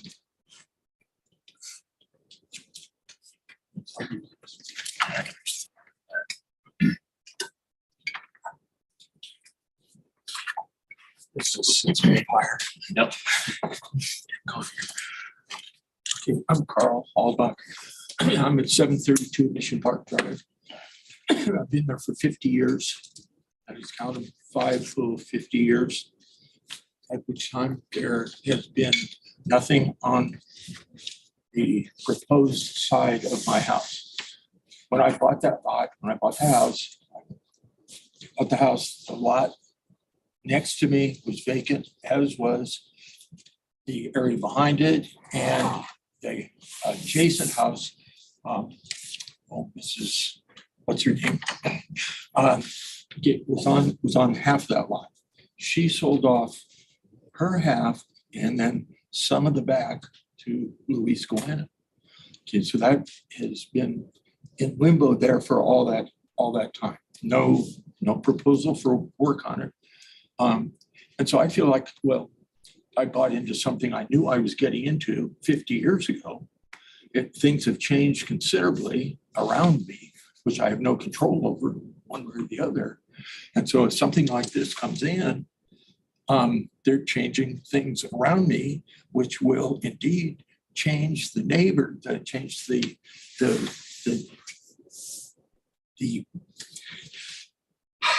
what do I want to say? No, it'll just change the flavor of the street, of the neighborhood. You're buying into this place that you told me you wanted because it was open and beautiful and it was your ideal street. Well, okay, you buy in, you put your house there. Actually, it's not that anymore. direct your comments to the board. It's not there anymore. by doing this, it destroys what the property of the properties of the street are or will be. So anyhow, my second point was, other than just feeling so damn helpless at this whole thing and having been bombarded on all sides, I worked with Ed Keller. You guys know Ed Keller? Certainly know Ed Keller, a USP geologist that he died recently. I thought that would make more of a bombshell. Oh no, Ed Keller. Yeah, a good friend of mine is a geologist. He has many applications or publications on the area. A major work of his has been on the monastery fan conglomerate. The monastery fan conglomerate is a conglomerate, think Montecito conglomerate. Okay, that's the rock that forms when a alluvial fan accrues in an area. Well, this one came down Rocky Nook Park, or Rattlesnake Canyon. I'm sorry, Rattlesnake Canyon. Rattlesnake. Thank you so much. Rattlesnake Canyon. There was a huge deluge that brought all of this down here. Okay, so what's left here is big boulders. Now think Montecito. Okay, and that's what underlies all of this all around here. You start digging in that, and they found that out when they put the sewer in, that every time you put down a cloth or a ditch digger, it hit something. For a swimming pool, I just don't even imagine. What is down there is not easy to deal with. It's going to involve a whole lot of construction, vehicles, material. The problem is not just putting a house there. It's going to affect the oaks around us, no matter what, and it'll affect them for future. That's it. Okay, thank you. Thank you all for coming in. Thank you. Anyone else? I think that's everyone. So then back to the board for our deliberation and comments. Who wants to go first? John, you want to start us One off? thing I could say, maybe we should have a site visit before I put story poles up. To get a better feel for the neighborhood. I think that's a really good idea, because story poles can be expensive, and this will give us an opportunity to see I know the neighborhood well, because I did a couple projects 2 doors down from this. So do you want to make that a formal meeting, or do you want to just swing Well, I by? think we should just, Swing by when you have a chance, and we can have Jonathan make sure that everybody gets word that to stop by before the next okay. meeting. And because there's so much opposition, do you want to, I don't know how far we're going to get today with, architecturally, we only have one architect on the board today. We can provide some comments, but I think that's a really wise direction, and we could reschedule this for the next available. Give us a chance before you go through a big redesign. If that's the direction it's going to go, and give everyone a chance to see I would sort of ask the applicant here. We talked about that last time. I think. That was mentioned that there was going to be that people were going to. They didn't say that we should do story poles yet, but they did say that they were going to look at the site before this meeting. Yeah. So. We had notes, or the comment was site visit and story poles required after further conceptual review. So it sounds like our comment is to separate it for the site visit. Yeah, I don't want to waste time and money for them, but also, why don't we, yes, I think that's a good idea. Do you want to make some other comments, or is it hard to make comments? Well, it is hard, but the thing of it is it's a difficult site. And he's respecting the trees. Unfortunately, his house is too close to the property line. What room is that, by the way? My 2 bedrooms, That's your bedroom? my only south-facing window would be a 2-story house, like 6 feet away, 7 feet away, whatever, all the way to That's the what we're back. not seeing here is we have the garage shown on You the see, plan. in the right side bottom, that little square, that triangle is my house represented. That's how close it is to. That's the- your garage or? No, that's my. No, bedroom. that's, Oh, I see. I have 2 bedrooms. Yeah, so just looking, I mean, I don't think I reviewed this last time. I think I might have been out, but. But I also think Certainly. that it's a sensitive project. I think it's well designed and well conceived, to respect the restrictions in this site and to maintain the trees. I mean, I think fundamentally, it's a very good project. And so, obviously, it's a difficult lot and we're getting a lot of opposition. But, there are zoning laws and there are restrictions which are difficult in Santa Barbara, and this project respects those. So, I think that we should have a look at the site and When you look at the site, see where my kitchen, breakfast nook, and bedroom are in that picture, because it's one driveway away from the property line where he would then butt up with his entryway. I can go on, but I would hope that you would look at that when he has people coming into his house. well, Yeah, I'm sorry. You try to think of what the parameters are that we have. We have mass, bulk, and scale. We're an aesthetic board, and neighborhood compatibility. That's why we're all here. So we respect very much your attending here. And, but also, there are zoning laws and, the house conforms to all of those things. Simply because. So we have to, take everything into account. I don't mean to be argumentative, but because there are zoning laws does not mean that you have to build up to the limits of those laws. No, we You understand can that. build We understand below. that. I got it. We have another gentleman here who just showed up who wants to make a public comment. So if you want to come up to this zone, because our microphone is up in the ceiling here. You take a seat right here. And you have, sorry, your name? Mike Cambridge. Hey, Mike, 3 minutes.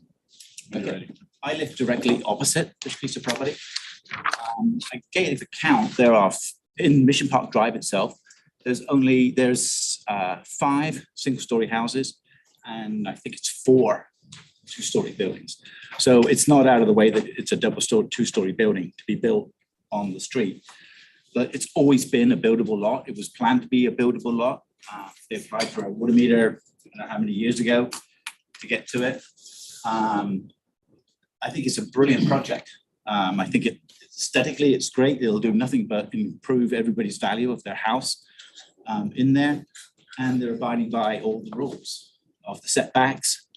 There's a deck on the in other the side, setback. pardon me. You're out of order. There's a deck in the setback. Carl's house itself actually is on the other side of his house, is also literally right on the path. There's less than 10 feet on the other side to the neighbors that side. So I don't see what this argument is about the setbacks, because one of his buildings is also built on the setback, right on the property. So that's, I think it's a non-issue for them to build back from the setback. And it's not a developer. It's someone that's come to Santa Barbara, is renting a house right now and trying to build this house so that they can live here and retire. It's not someone from LA coming up and trying to make a fast buck. It's his home. So that's, I think, pretty much what I want to say. Okay, thank you. Okay, so now we're coming back to the board for additional comments. John, anything else to add? No. Other than we recognize that this is a difficult decision. Okay, Mr. Richards. Design has been developed around a bunch of constraints here, and I can understand the neighbors having issue with new development. What is this tight neighborhood? Project that's been brought forward meets within the zoning requirements, and it's tough for me to try to shoot it down based on the comments that have been brought forth against it. I think that the applicant should be able to put up story poles, and if they want, I mean, it seems like this is a design that they're pushing for. I think they should have the right to put up story poles. If we're gonna make a site visit, then instead of just having a site visit that has no context of what's happening there, I think the story pole should go up, because this is what they're bringing forth. And I don't think that we're gonna go visit the site and then tell them you have to completely change your design. At least that's my opinion on it. So I think the next step is story pole it. Let's see it in the context of the neighborhood. I mean, if we're gonna make the effort to visit it, I think it should be done the proper way. I don't think that visiting there is gonna change the board's opinion that they can have a second story or something like that. And I think that this is the design that they're pushing forward. I don't see that it's substantially changed from the first time it was brought forth. So I think they have the right to push their project forward. And, you know, the board should evaluate it in the context of what it is. Ms. Grubb. I think I agree with that. I agree with, I think the only way for us to make an assessment on maximum scale for a tight lot is going to be to see the story poles in context.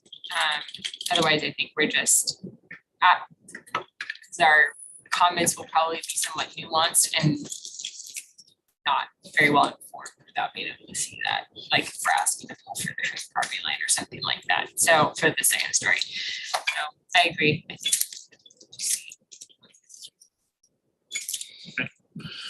Great. Yeah, I mean, obviously it's a difficult site. I think my view is that there's too much second story. And I think a slight reduction there would go a long way. It's just, you know, everything is pushed to the north. And will be looming over the neighbor to the north, especially with that second floor balcony. I can see that being a privacy issue. And that's pretty much all. I guess there was one more thing. The balcony that was removed over the garage, I didn't see that before. I don't know. I assumed it was fairly large. I don't see why that necessarily was removed or couldn't. It appears awkward now with those wing walls coming down. So I think a small balcony there would be okay in my eyes, or eliminate it and something else. I mean, it has to happen with the wing walls there, because now it's a little bit strange as it is. But I think it's a really closed public comment already. It's a really, I love the design. It's a beautiful building. I think Jamie did a really nice job. There's some really beautiful elements to it. I just think we need to take into account the great deal of community opposition. And I think one way to sort of fix that might be to just reduce the size of the second story. I think that would go a long way here. So I think that we can give, I'm only one of the board members though. So we can give the applicant the option to come back one more time. If you think you're gonna explore that, or if you're set on this design, then I think Robert's right. It would be story pull it and let's have a formal meeting on site. We can go to the neighbors' homes and view it from their vantage points, just like we would any other site visit with story polls. Yeah, we'll do the story polls. Okay. And you know, between now and then, if you did reduce it or you want to change it, you can do that too. Yeah. And then story poll that new design. And that's up to you. Yeah. Can I just say one thing? Yeah. All I want to say is that we appreciate your comments. We do believe that the building is detailed correctly for what it is. My only concern about the second floor, and I don't know how much you guys have actually explored it, these are modest sized rooms. They're not massive spaces. And livability becomes an issue, you know, and I'm not saying that somebody can't live in an 11 by 10, but I'm just saying we're like, that's our dimensions, you know, we're not much bigger. Yeah. So, So I it think- might be that, you know, 4-bedroom house, it have to be 3. I don't know. I don't know what the family dynamic is or anything. And it's not really my concern. It's a 3-bedroom It is house. a- Yeah, Oh, they it's keep, 3. they keep saying 4, so I just, yeah, Okay, well, then. it's a 3-bedroom house. If you're feeling strongly about this, then story pull it and we'll go look at it. An actual livable space is a little more than 2,000 square feet for the house. So again, for the site, it's very modest. So The house is 22 feet wide. it's 22 feet wide. The lot is really tight. Yeah, it's just a really. Yeah. I mean, I want to be clear that we walked into this this design review board wanting to keep oak trees. How many people tell you that? Yeah. You know, on a site. That was like number one priority. We were asked to maybe even remove one of those, and we said, I talked to the owner, like, no, we don't want to do that. Yeah. So that's an interesting conversation to have with people that are not here right now that are going to hear that. We think that we're doing all the right things. We'll put up the storyboard or story poles. You guys will see that the trees cover a lot of the building itself, depending on where you stand. So okay, great. So then I think One last comment, just if you can include the arborist report, just so we can see the It's rest. already included. Oh, I Yeah, didn't it's see it. already in. Yeah. Okay, sorry, I just missed it. Just a question. I don't know if it I've was seen in the two folder. Supporting I know. letters. I didn't see that in the folder in the presentation. There were additional people that supported the building. Okay. So I don't know if you've seen them in the sites or there's, if you guys had a chance to read Yeah. it, so we just asked it that you do. yeah. Right, okay. So I would keep those letters in the file and let's schedule a group site visit for whenever, I guess, next available, because you're probably not going to change a whole lot. We're not going to change it. Yeah. So we'll organize the story polls, and I guess we'll let you know when those are ready. Yep. Okay, so that would be to for further conceptual / preliminary, Yeah. if all is well, and then I'll give you an opportunity to move forward. Appreciate it. You might also consider eliminating the second story together and using that space You around guys you. can talk outside about that because Thank you. we're without doing Appreciate it. it, but thanks, guys. Appreciate it. And so that concludes the SBAR meeting for today. Thank I you took your all spot, for- I'm sorry. I just need your name for it. Thank you. We don't, I mean, I guess we make a motion to adjourn. I'll run up and I think you need you'll pick up all this stuff. Yeah. Melissa, and then she'll-